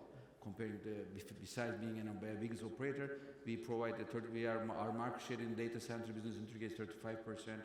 So that's the reason that we are just building all these data centers energies with again renewable energy. All the towers, all the rooftops of the solar, our data centers are fully with solar panels. But overall, what we need to do is, again, I need to come to the same point. But do we really need to compute? And do we need to really consume that much of energy? And that's the biggest problem. So everybody needs to think about it. It's not just we need to create this awareness. Do we really need to do it for each individual from age 8 to like age 80? If they know that, if they really need to use this much of energy, or if they need to really do that kind of computation or use their technological devices, so then we need to first of all reduce the demand, or just be more effective and efficient in the usage perspective, then hopefully it's going to be much better. And have it top of mind as you're building out your networks, as you're consuming. I mean, I guess one question, as you talk about building out solar, building out batteries, I mean, how does that play against the sort of CapEx constraints, right? Because we know there's a lot of stuff we can do, but it may require new grid infrastructure, new batteries. Is that a consideration, or? Of course, always. So when you find a place and you just want to build lots of solar panels, and then you're just looking on the capex issues of the cost of the panels, and also the grid is always not suitable enough. So because you're just adding extra energy to the grid, so the grids, if the grids are not available, so then all the investment is going to be bad. So that's the reason that we need to be careful about it. And we need to work very closely with the other institutions to figure out the best and optimum ways of doing it. I would say also the nuclear. In UAE, we use nuclear power as well. It feeds around 25%. It supplies 25% of the energy. So for that, you won't need the batteries. But for the renewable, for sure, it requires investment on batteries. Yeah, it's a good reminder to include all the different types. I guess one last question before we move off of renewables. You know, we heard a bit about this when Stephen was up here in the previous panel. He talked a bit about, obviously, you need to recognize the geographical limitations or benefits of some renewables. Yeah. Solar obviously is making some great strides. I would bet in your markets you have better solar efficiency than, let's say, in the UK or some other markets. I mean, do you have lessons or suggestions for people in other markets of things you've learned that you can take, particularly around renewables, to those other markets, or things they need to be considering? Just get more sun. Just hope that they have more sun. I mean, from your markets, are there things that you just say, I'm lucky I have lots of sun in my market, or what do you think other operators in other markets could take away from what you've seen on renewables? Yeah, we need to come up with alternative solutions. So that's where the R&D is going to work in to comes to the picture. So Turkey is we are like you said, we have lots of sun, and then actually, but again, this just sun is just there on 12 hours on average, 12 hours a day. So you need to come up with another alternatives, and also it is not sustainable enough. So you need to support it with other alternative sources as well. Maybe in the future, like nuclear, and as well as the battery storage. You know, the big storage units that we need to store the electricity for the places where we don't have enough sun. But also, what I want to say about it, you know, so we need to use the new technologies like 5G. Everybody's talking about the 5G nowadays, and then it's already deployed all over the world. But we need to come up with the more killer applications, and this killer application can be with respect to sustainability and as well as the circularity. For example, we even won an award as a Turkcell. So we are working with electricity grid, smart grid, to transfer the irregularities in the differences in the phase of the electricity line, so that we are just going to transfer this information using the low latency 5G networks to regulate the electricity and then to make it more smarter. So we are always talking about the smart grid, but are they really smart? So we need to question it. So that's the reason that we need to figure out how we can optimize our grid, and then how we make them more sustainable and more smarter. So let's go back then. You know, you talked a bit at the end of sort of how to think about circularity and sustainability within your organization. I mean, what is your thinking in terms of, and you gave some great examples of how we're not recycling, most materials aren't recycled, and how you were thinking about it. I mean, when you think about a way a company in our space, right, in the technology ecosystem, can integrate sustainability sort of as part of their digital transformation, like, what are the best ways? Do you have some great examples of what your organization has done that can guide some other folks as they think about how to make sustainability and circularity part of their business? I mean, from the digital transformation point of view, the biggest effort put in by the company is to build a smart factory, right? Because with this smart factory, I mean, of course, there are AI in it, but I would say minimum. But it's more on the automated distribution of the jobs. In the past, we have one operators for one machines. Now these jobs can be automated, and it can be automatically distributed by the servers, where you can run on 6 machines at the same time, and only one operator to make sure that everything is working fine. There's no mechanism failure, right? And from the renewable energy point of view, we are also building solar panel on our own, and luckily we have enough sun. Maybe just in August-September period where there's a typhoon and not enough sun. But of course, this is just the little effort that we can put in to do our part for the world, right? Sustainability from the market point of view, what we are offering, and I think eSIM platform is something which we look at as one of the sustainability solutions, right? Because with eSIM, there's no need to produce a physical SIM anymore. There's no need for plastics.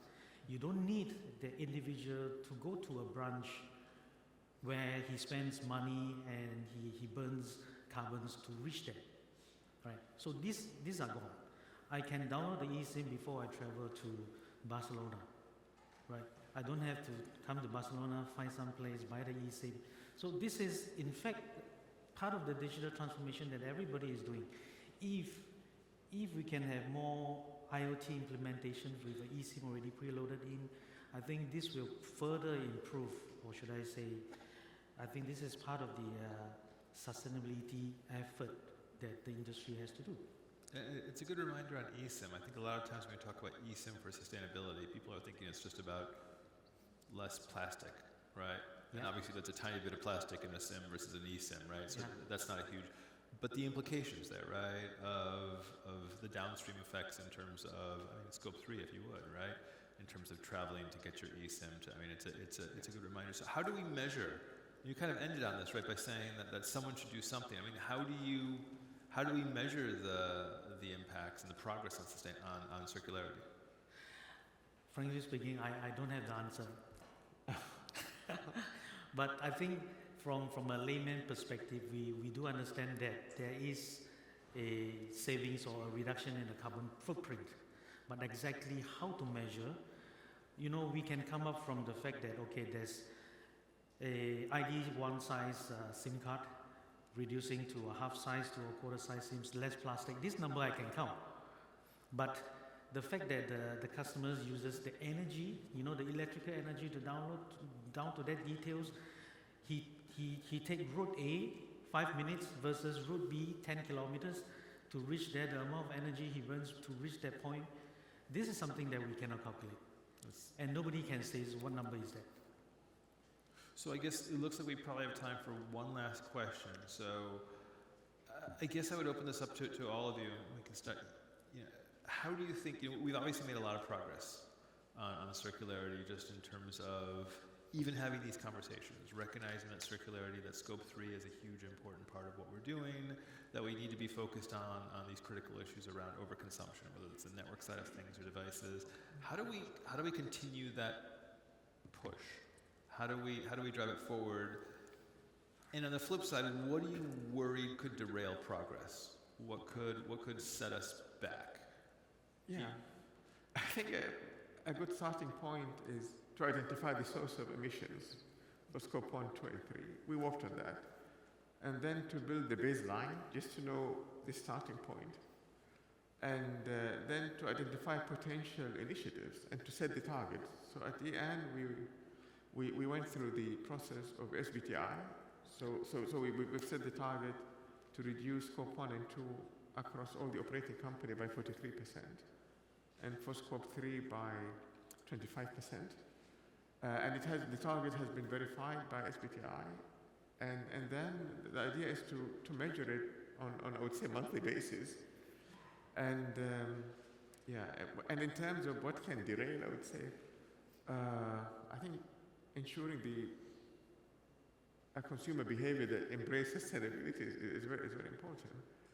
And also the legislation or the policies can also be an obstacle sometimes. So when it comes to PPA, getting the policies that can promote the investors to build renewable energy plants and then transmitting it within the grid can be very helpful. It's a good reminder. I think it's measuring, making sure we continue to measure, and continue to show the progress in the consumer views. I will say I don't know if anyone saw this, but I was struck that it was it just last week or not too long ago that the UN has gotten some pushes to start thinking about solar geoengineering. Right? And for those of you who don't know what solar geoengineering is, they are technologies that could help to decrease global warming by potentially injecting chemicals into the atmosphere to reflect the solar radiation. And it's a great innovation, but the worries are, will it get people thinking that we don't need to, if we've solved it, then maybe they don't need to be considering it as much. So it's a good point. We need to make sure we're communicating to the consumers.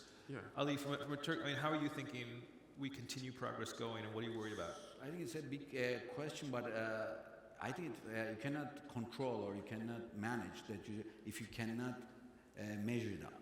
So the biggest problem that we are having it right now is we don't have any absolute methodology to measure up the savings or the cost, right? So, for example, the same example with eSIM.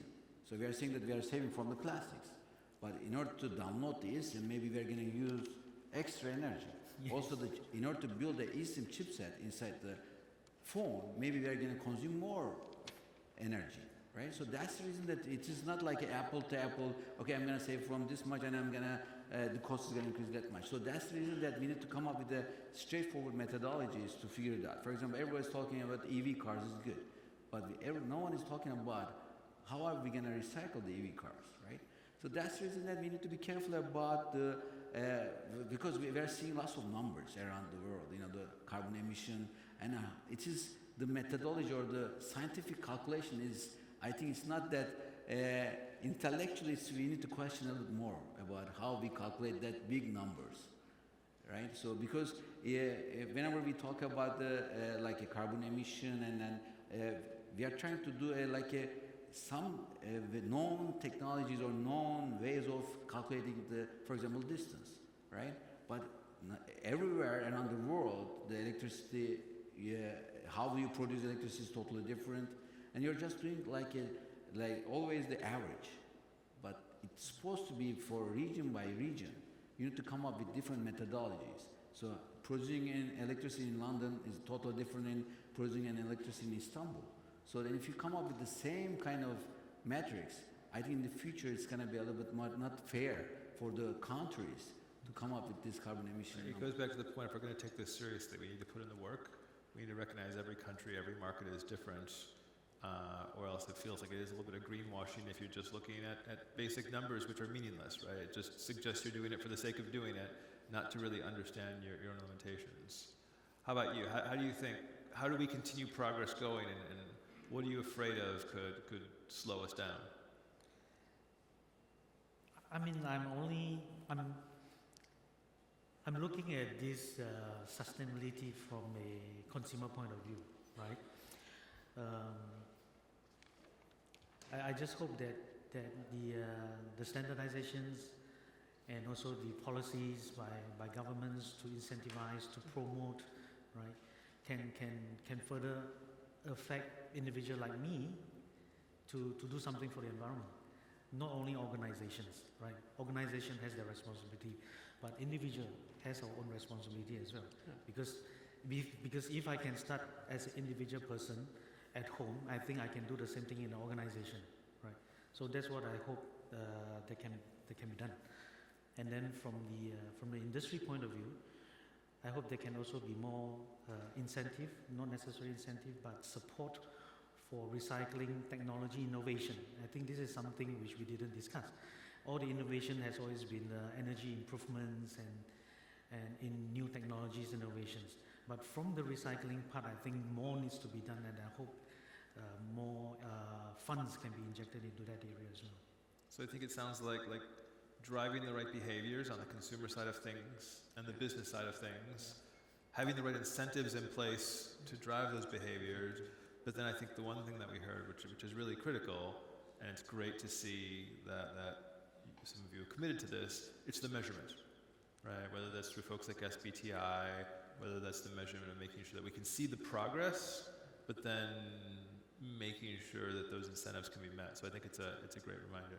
Well, thank you all very much. I think this was a wonderful panel. Can we have a round of applause for the... Thank you.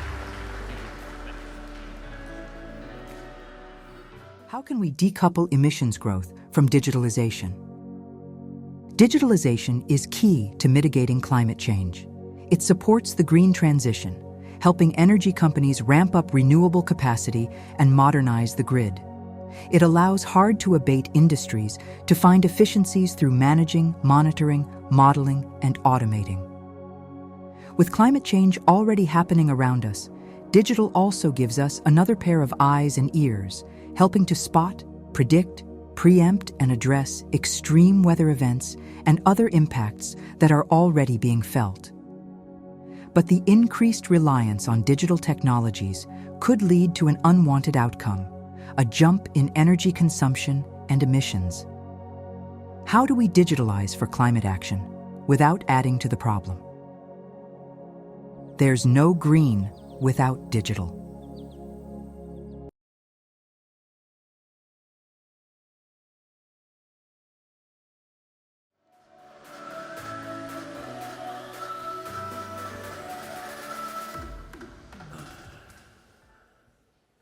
Good afternoon, good evening, everyone.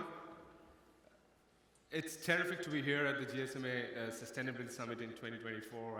I'm personally thrilled to have these amazing panelists with me, but I'm equally thrilled that on the third day of MWC, you're awake, up and about, and intensely looking forward to this session, which I know. So thank you very much for being with us.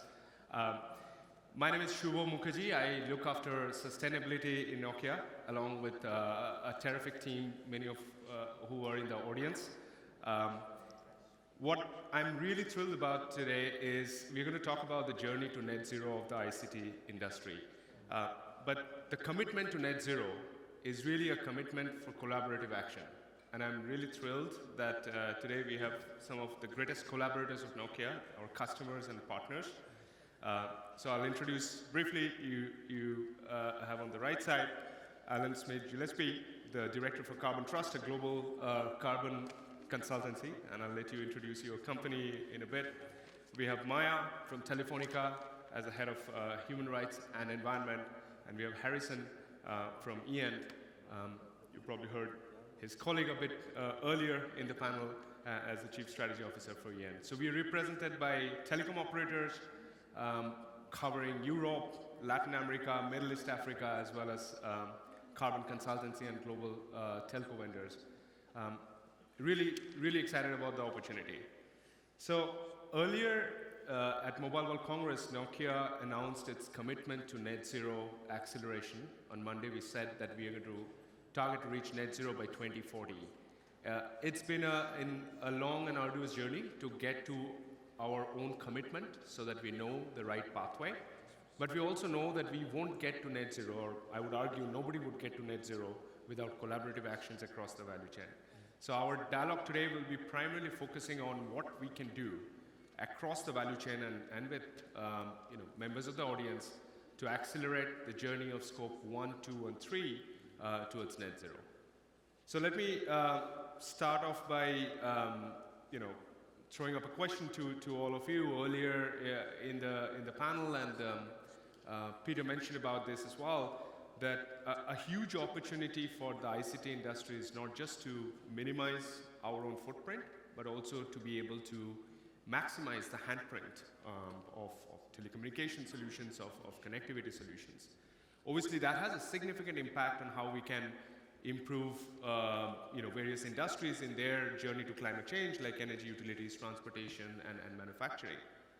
But while we do that, what do we need to do to make sure that they are not a threat to the climate by itself? What are the biggest challenge of digitalization from your point of view? Maybe we can start with you, Harrison. Well, first of all, thank you for having me here. I think we have been fortunate enough to be on a few panels together previously across the various conferences. I think from our side, in terms of going through this journey, it is really about collaborating and getting the data and having a more holistic view onto it. And what I mean by that is I think you mentioned about the collective call for action. I think this is a situation and a challenge that all of us face individually, ourselves, within the organizations that we operate in, and of course, the entire industry as well. And I don't think at any point in time, any one of us can solve it on their own. And I think part of the way to solve it is to really understand the numbers and the data. Because I think if you look at whether it's your supply chain data, whether it's your procurement data, it's a little bit everywhere, right? And I think, as you know, this year at GSMA, there's a lot of discussion on Gen AI and the underlying infrastructure onto it. And it's great. We can, have the next content creation, AI model. We can, answer your phone a little bit faster. But at the end of the day, it is this fundamental data that will give us the transparency that is needed in order to make the right decisions and the right funding requirements required, right? And then the third and final thing is this more holistic view. All of us, or many of us, work for publicly traded companies. There's a lot of shareholder demand from quarterly earnings and annual report perspective. But at the end of the day, because this is such a big and hairy topic, if you try to solve it every quarter or even every year, it's very difficult. And as we were talking off stage, we had talked about our respective net zero commitments. Yours being 2040, ours we had a few sort of different milestones. For example, for EN, we committed to being net zero in scope 1 and scope 2 by 2030. 2040, it's about the entire UAE, including scope 3, which of course the data piece comes into play, as well as our international operations 1 and 2, and then 2050 for everything, right? Without the visibility of the data, without the holistic funding, you cannot achieve it. It's just a claim, it's just a pledge. But if you don't have that execution engine and that funding model against it, there's no way we can achieve it, ourselves and of course holistically too. Brilliant point about data. Maya, let me turn to you. You were one of the first committers in the telco industry towards 2040 net zero, and you operate in Europe as well as Latin America, where grid decarbonization is not as fast as Europe. What went behind your accelerated target, and what are you doing to work towards it? Well, first of all, thank you and congratulations to Nokia for this great commitment on being a net zero company in 2040. Yes, we were the first telco to have our net zero commitments validated by science-based targets. This is challenging. We are, as you mentioned, we have present in Europe and we have present in Latin America, and different realities, not different contexts. We have it clear. I mean, we have a great challenge here probably the biggest risk and challenge that we have as humans, and we have to do our own homework. We see that if we look at as an opportunity for transformation, it's better than just looking at it in a reactive way. So we decided to go for it, to go for a proactive way, and to gain in the process. So we are, sure, efficiency that was mentioned before. We'll have a lot of efficiency in terms of OPEX, savings, and also in terms of the business opportunities, financing opportunities. So this is why we decided to do so. We have different speeds, for sure.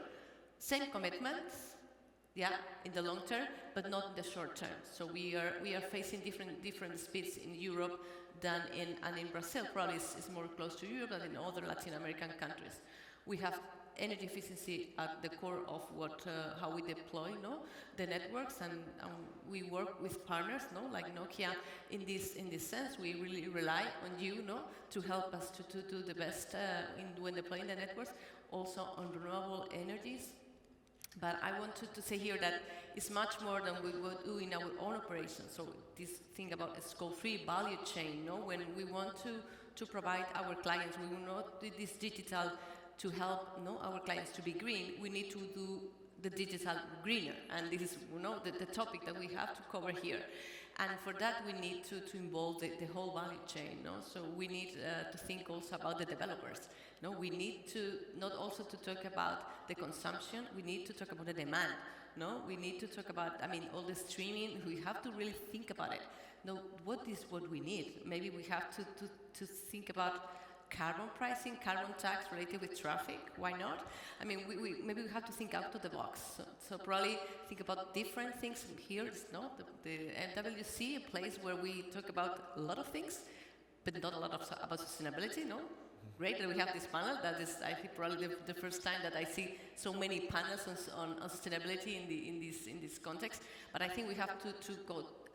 This business is fast, but it has to go faster also in terms of sustainability. And I think that we have to think about this traffic increase, and we have to keep it. We have to contain it. I don't know how we can do it, but we have to contain it a little bit, because it has to give us time to prepare our infrastructures. So I think it's a matter of thinking about, and yes, an idea, what our carbon pricing linked to petabytes. I really like about the fact that we are boiling down a longer-term commitment to near-term challenges around data, around traffic, around collaboration with the supply chain. That's really amazing. And let me turn to you, Ellen. You have worked with telcos, including GSMA and enterprises alike. what do you see the key challenges that corporations are facing today in their journey towards net zero and reductions across all the scopes? Yeah, thanks, Subho. Yeah, great to be here, and also really great to hear and to see Nokia's commitment to net zero this week. We've worked with telcos and the ICT sector for many years now, and I think one of the biggest challenges is probably the biggest opportunity as well. We're seeing, of course, positively companies that are now committing to net zero. The challenge is to really own that problem and to bring that ownership deeply into the organization, and then to push that out also into value chain and both upstream and downstream to customers and suppliers. And so what that means is linking the commitment to every aspect of what an organization does, to data systems, to management processes, to strategy making, so that it really pervades each aspect of what a business does and enables opportunities to be identified. And in terms of pushing it out to the supply chain, what that looks like is seeking to improve data, improve engagement with suppliers, to look at points of innovation as well. And that will enable companies to also reap the benefits. Building on the topic of data and traffic, maybe a question to you, Maya, and Harrison as well. Like, I mean, of course, one of the key challenges of what the industry has faced over the last few years is we all want new technologies, we all want new gizmos, we all want new ways to be able to digitalize several sectors, which basically means increasing capacity and traffic. And we are not there as an industry where we could claim we have reached a zero watt, zero traffic situation. What are the things that are going on in your operations about how to bend this, traffic versus energy curve? Any thoughts from your side? Well, in our case, I think our figures are pretty good. No? We have been able to reduce 80% the energy consumption in absolute terms, despite the traffic is increasing by 80%. So I think, yeah, we have to couple it. But this is really tough. This is really difficult, and it's not, as we have seen, the average. It's not the same in the whole companies. No, we have been working really with big focus in energy efficiency since a long time. How we do this? Deploying the most efficient networks and switching off legacies. There's no a lot of no magical things. No, a lot of people thinking on efficiency, cooling. Deploying, switching off, and really, I mean, we are linking environmental performance to the variable remuneration of the whole company. So we have a lot of people thinking on being efficient, reducing emissions, reducing energy efficiency, and we treat. It's not about being only renewable, so it's not about only reducing emissions, but also being more efficient in terms of the energy usage. So I think cooling, yeah. Projects in energy efficiency, power saving filters. I think we have some colleagues here that work with us. We have a workshop every year. We stay together, 250 people, thinking about energy efficiency and renewables. And so I think it's work and work and work. Thank you. Very similar answer to my colleague here. To me, data is just sort of one part of the broader puzzle. I think she brought up the notion of efficiency and energy usage. I think just a few more nuances to add from my side. The first is you can also look at spectral efficiency and the notion of refarming and how do you sort of get the most out of that. Second is, and this is something I worked on like 20 years ago, maybe we need to go back into looking at data compression technologies, right? If you look at the amount of bits and bytes that's been transferred, can you compress it so that you actually use it less, and on the handset you can sort of decompress it. So that notion also exists. And then thirdly is also, from whether it's a data center perspective, the site perspective, how do you, leverage something like AI to decrease the usage based on the time of the day, based on usage pattern behaviors, and also predict what may be coming up. So I think there's a couple of different levers that may come into play. My only fear is that if we were to focus on purely managing traffic, to me it's an uphill battle, and to me it's an unsustainable battle. Really like this perspective because innovation in silicon software and systems are ongoing, but we need to look at this holistically, like you're saying, not just to bend the energy curve with traffic, but also looking at other aspects that impact that. We are coming towards the close of this panel, but let me ask you, Ellen, what do you think are the key areas where this ecosystem can collaborate to address some of these challenges that we talked about?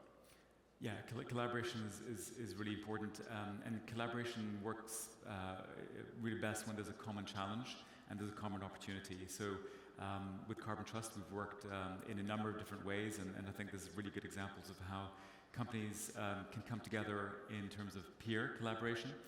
So an example is we've been working with organizations in looking at how to decarbonize the use phase of devices, including Amazon, Meta, Sky, and Samsung. And then other examples are where you have ecosystem collaboration. So for example, creating common methodologies to ensure that, again to the point that data and reporting is done consistently. It seems like a very simplistic point, but actually ensuring that you get the actual data and you're able to measure it, and you're able to then engage with your suppliers, with the customers on that is very, very important. And then of course driving collaboration up and down the supply chain. And there's a number of partners and innovators out there who offer platforms to be able to help with making informed decisions, whether it's for optimizing the supply chain, whether it's for improving device design. All of that is really important. So multiple forms of collaboration, and I think a lot of opportunities really for operators to be implementing those. Excellent. I do have one more question for all of you for the collaboration piece, but I want to turn to the audience now and see, A, if you're still awake, B, if you have questions for us. Not just that, it's also either happy hour or some sort of dinner. Exactly. Any questions from audience?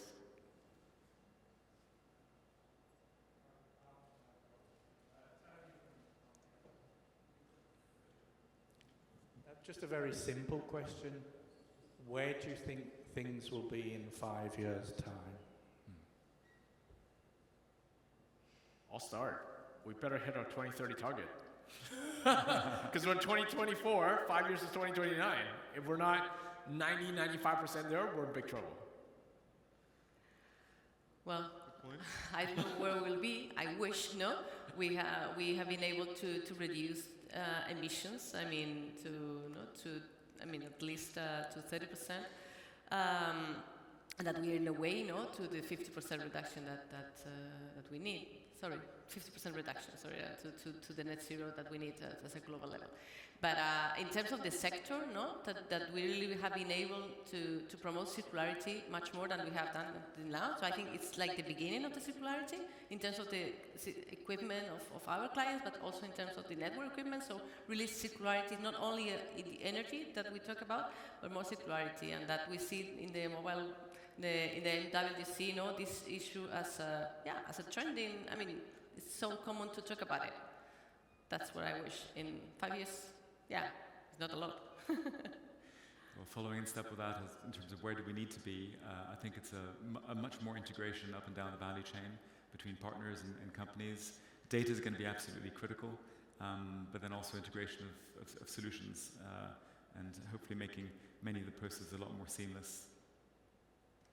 I'll make two quick additions. One is I hope that in this industry we change the language from we need to do this, but by that time we would say we have done this. I think a lot of the focus in the world of sustainability is what we need to do. But in 5 years' time, if we are saying this, we are definitely not meeting our 2030 target and would be off track from our 2040 or 50 target. The other thing I'll also point out is by 2029, we would be in the inflection period between, at least on the radio side, between 5G and 6G. And we have promised ourselves of a completely different network architecture, which is where sustainability is built in and not as an add-on. And I sincerely hope the industry comes together to make that really work so that we don't have to retrofit sustainability like we have done in some of the previous generations. But with that, maybe, thank you. You have another question. Yeah. So I'm Jasper. I work with Climeworks. It's a carbon removal company. And first of all, I applaud all the net zero targets that are within 2030, 2040 already. So thank you so much. Within that part, reduction is of course the lion's share, right? The reductions, all the efforts around that, according to SBTi, 90%. I'm curious to hear more on where you see carbon removal sitting within that strategy towards net zero. Anybody wants to go first? Yeah. Alan, from your point? Sure. Yes. looking at carbon removals is very important because, as we know, the technologies still have there's a journey in terms of enabling them to be more competitive and technologically mature and to scale up. And so companies need to be really investing and thinking ahead of time to be able to have those things in place. So yeah, the dates come up very quickly, and the pathways need to be developed to enable that whole sector to mature as well, to create more options. Because if everyone's going to need to do it, we really need to scale up all those technologies. Yeah. So as an example, what we are doing is same. So we have these targets, science-based targets, and net zero commitment is that reducing in 2040 90% scope 1, 2, 3, and neutralizing the remaining emission. And that means we have to start now, from now. We have started already in compensating, neutralizing our scope 1, scope 2 emissions in the 3 main markets. And because we need to increase the knowledge. I mean, to really know the curve of knowledge has to be inside the company, but also in the market. We have to move the market, and thus based in natural-based solutions, but also technological solutions, because we need to scale this to an amount that it's not. We are really not aware of what we need.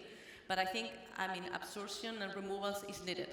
Not only with reduction we will achieve what we need. So yeah, I think we have to. We work really in all the different pathways. So yeah, one is removals as well. Thank you. Yeah, no, nothing. Then maybe just to wrap it up, one word or one sentence from each one of you. What really excites you about the acceleration of digitalization in fighting climate change? Maybe starting with you, Harrison. I think it's mandatory. You need to do it. If you don't, back to your point, instead of we need, we want, we have done. I think, to me, it's mandatory. Brilliant.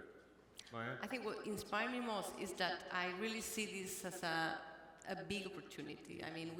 Anyone has looked at us so far. So I think if we really succeed to say that here from the digital we have solutions, I think we will, at least be as renewables are important for the transition, for the green transition, digital is as important as them. So I think we have to be very motivated to provide solutions.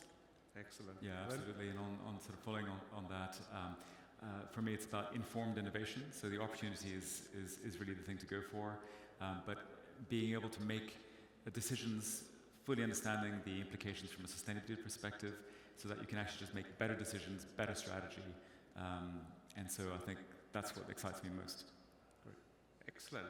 Thank you. From Nokia's point of view, I would say, when closing, what we really believe in, that there is no green without digital. So we can't make it work without all working together in this industry. So happy to be here. Thank you again for panelists joining us. Thank you for the questions. So with that, I'm really excited to introduce our final Fireside panel. Thanks very much for coming, for sticking around. It would be much less fun if you weren't here.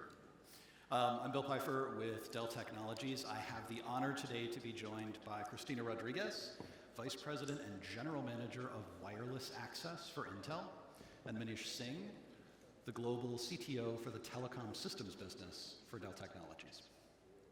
We're here to talk a bit about technology, sustainability, data, AI, right? Depending whose numbers you hear and like, the global data center power consumption is between 1%, 1.5%. Global telecom power consumption between 1.2 and 2%. That's a large number already. Moving forward over the next couple decades, we're going to see massive growth of data outside of data centers and clouds, on top of what we already have. So we need to make sure we're watching the sustainability of this, particularly as we apply AI to this. It's more and more power hungry, it's larger and larger. And so we need to make sure we're keeping up with the latest, we're using best practices, and we're constantly evolving and refining our practices. So I'd like to start with a question of, the two of you spend lots of time talking to customers, where they are, where they're going, how they're going to get there, around sustainability and technology in general. What are you hearing from customers about their current sustainability efforts and where they're going next? Can we start with Manish? Yeah, sure. Thank you, Bill. And pleasure to be here. Knowing that we are sitting between you and your beers, we'll keep it light and exciting. It's been fascinating just to have discussions with customers, I would say, across the globe, and just see, sustainability, energy efficiency in particular, really rising to top of the stack in terms of the discussions. I think there are a number of factors that are driving this. Clearly, it's the right thing to do. We just heard on the previous panel the importance of, again, getting network, storage, compute, data centers, across the board, the tech domain to become more energy efficient. But we also, and it's the right thing to do, but it's also becoming a OpEx issue, especially in this energy inflationary environment where in a number of geographies, especially with customers here in Europe, in Asia Pacific, down under, a number of these customers coming in and really having very serious conversations around how can we improve energy efficiency. And since we are here at Mobile World Congress, let's talk a little bit about mobile networks. Within the mobile networks, the biggest piece of that energy sits in the radio access network, and within that RAN, obviously, a lot of that energy is sitting at the top of the tower with the radio, but also at the bottom of the tower. And there are a lot of opportunities for us to really think about how can we really improve the energy efficiency and really optimize without having any of the degradation on performance or KPIs. So that's the opportunity. That's the kind of discussions that I've been having through the last couple of days. I love it.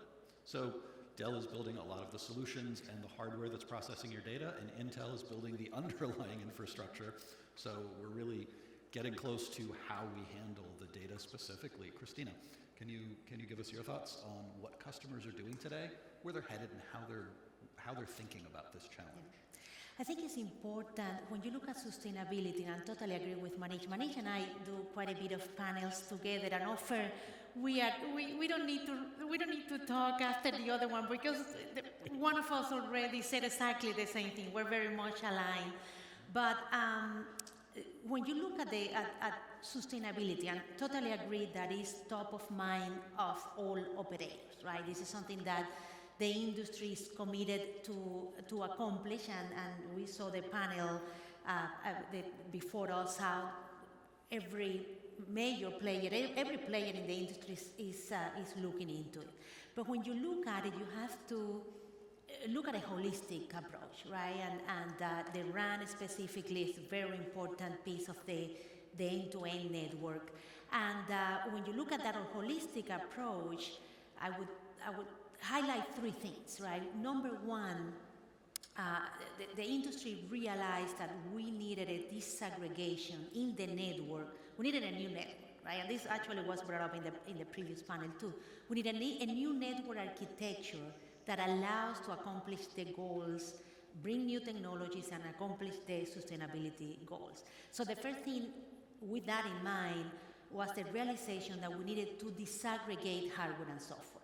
So we not only because that will bring new players in the ecosystem and a richer ecosystem, but also because of the flexibility that gives you. That's number one. Then number two, we look at the network and we say, well, we need a cloud infrastructure that is running, that architecture is based on a server architecture, a server that is going to be highly optimized, like the one that Dell's provide to the whole industry.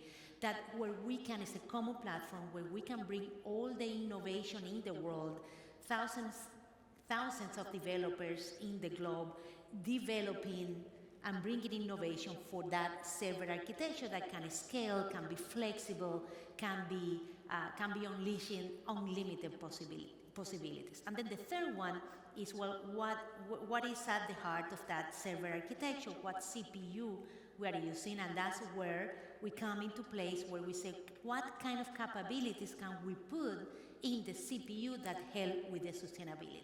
And for that, we we have a specific capabilities, we have bring integration into the CPU, so you don't need any external component. We have multiple states that we call, where you can put, for example, cores in dormancy mode, when you don't have enough traffic and you don't need the cores consuming power, you can put those cores to sleep. And then you have new technologies, of course, such as AI, that can help you also dynamically and intelligently manage power. So you look at those three things, and the industry, our customers are looking at that and say, yes, with this combination, with this network architecture, we can get faster where we want to be. Yeah, and if I may just quickly add just one more point, right? I mean, just what Christina touched on. I think this is super important, because if you look inside the server or inside the compute platform, I mean, clearly, getting the right kind of capabilities, and we've been working very closely with Intel to really look at the Intel Power Manager, the C states, P states that you talked about, and enabling a lot of that telemetry data to be brought up. And when I was saying earlier that there's a lot of opportunity, think of it this way, that these networks get dimension for peak traffic, but of course the traffic's not running peak throughout 24 hours a day. And so when the traffic levels are going down, how do you take advantage of what the underlying silicon, what the underlying infrastructure, the capabilities and the telemetry data it's providing, getting the workloads more intelligent to take advantage of that. So, clearly, good start, but I think there's a lot of work ahead for us as an industry to work on this. And I love, from your second point, that scale and flexibility, right? These sustainability features have to be every place. They have to be very easy to use, so you can just turn them on, or they're already incorporated. Otherwise, this becomes much more difficult, and between Dell and Intel, we should have a pretty decent shot at that scale and flexibility. So as we start to wrap up our time here, what would you hope attendees would take away as their primary action item, as their top of mind thought, Christina? I think number one is we need to transform the network, and we are in that precisely right now, going through that massive transformation. And the opening that network is part of it, but having that, and this is the main takeaway for me from me, is having that software-defined network that allows to have sustainability in mind from the very beginning, that allows you the flexibility to add capabilities, to add software upgrades, to add automation, to add power efficiencies from the very beginning, but also that give you that flexibility into the future. So you can do whatever you want and can do today, but you can also continue evolving that because you have a software basically defined infrastructure. Fantastic. And Manish? Yeah, I would say, just again, building on what Christina said, I think the transformation and moving to the new architecture is absolutely required in order to really unlock all the capabilities that then can be brought to, again, improve the energy efficiency, start moving more towards the sustainability goals. Case in point, we touched on at the very lowest level on the silicon architecture on C states, P states, up the discussion and look at a more broader picture. You now have all your telemetry data, you have your traffic data, the opportunity starts to open up to apply AI, machine learning onto the networks, and we are working with one of our partners, Dell Technologies and Intel, very closely. We're showing this at Mobile World Congress, where you can drive 20 to 30% of the energy out of the radio access network, depending on as the traffic goes up and down. And these are all opportunity areas, but again, that starts with transforming the network, getting the network moving towards the right architecture. And then last but not the least, I would say, it's not, we spent a bit of time on the radio access side, but this applies across the network, migrating more towards cloud-native architecture, cloud-native technologies. It starts to really enable not only, agility, elasticity, and more, but it also starts to enable you to, again, take advantage from a sustainability, energy efficiency perspective, end to end, from your network, from radio access, edge, core, even into your OSS, BSS workload. So I think that architectural transformation I think that is required, it's necessary, it's happening, and that'll underpin what's required from energy efficiency and from sustainability standpoint. And if I'll say one more thing. Don't think that we are building this, but we don't have everything we need, and this is a futuristic approach. Not at all. This is technology that we have together that is available today, that you can start using today, that you can start seeing the benefit today. We saw it in the previous panel. We want to make sure we're making things happening today, so when we get to 2030 and 2040, we can say we have done it. This is exactly, start using the technology that exists today, start applying the techniques, the capabilities, so we can get there faster. Fantastic. So, just as the last question, what are your favorite customer meetings? When a customer talks to you about some particular topic, you think, they get it. Yeah, this is going to be a great conversation. Should I can start. The best customer meetings are all the meetings. And I say this because they're very different, right? Sometimes you are in a customer meeting because the customer has this idea, that is this vision, but they don't know exactly how to go with it. And we have an input that can help them get there. So you feel part of that journey for the customer. So that's one type of customer. There's the meeting. There is a meeting where you are discussing the amazing things that you are getting done together, and that's great. Look at all the plans that we have, all the things that we have in common, and there are meetings where they're telling you, hey, you need to do more, or we have an issue and we need to solve it, and or they're giving you feedback, and that's super important because that's how you get better, and your roadmap gets better, and you get on your toes, and you make things happen. So I'm going to say customer meetings are the best. All of them, no favorites. No favorites. Lots of great meetings. I think I'll just share probably one where we dug a little bit into the architectural discussions and not only what's here and now, but what's possible. And obviously, we talked a lot about in the silicon, in the server platforms, and what's here and now. But just even what's coming down the road. I mean, liquid cooling. I think that's going to be super important. Dell's leading the work of standardizing all of that in Open Compute Project, because this is. Again, these are all critical efforts to again drive a lot more of that energy efficiency with direct liquid cooling, and that requires making sure the interfaces are right, the architecture is right, that it's scalable for mega scale data centers and more. So yeah, I mean that was one, and I can go on and on, but I'll stop at that in the interest of time. I love it. Christina, Manish, thanks so much for spending time with us, for your perspectives, and for sharing your expertise. Thanks everyone for sticking around.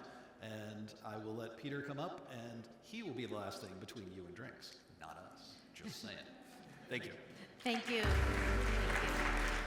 Thank you.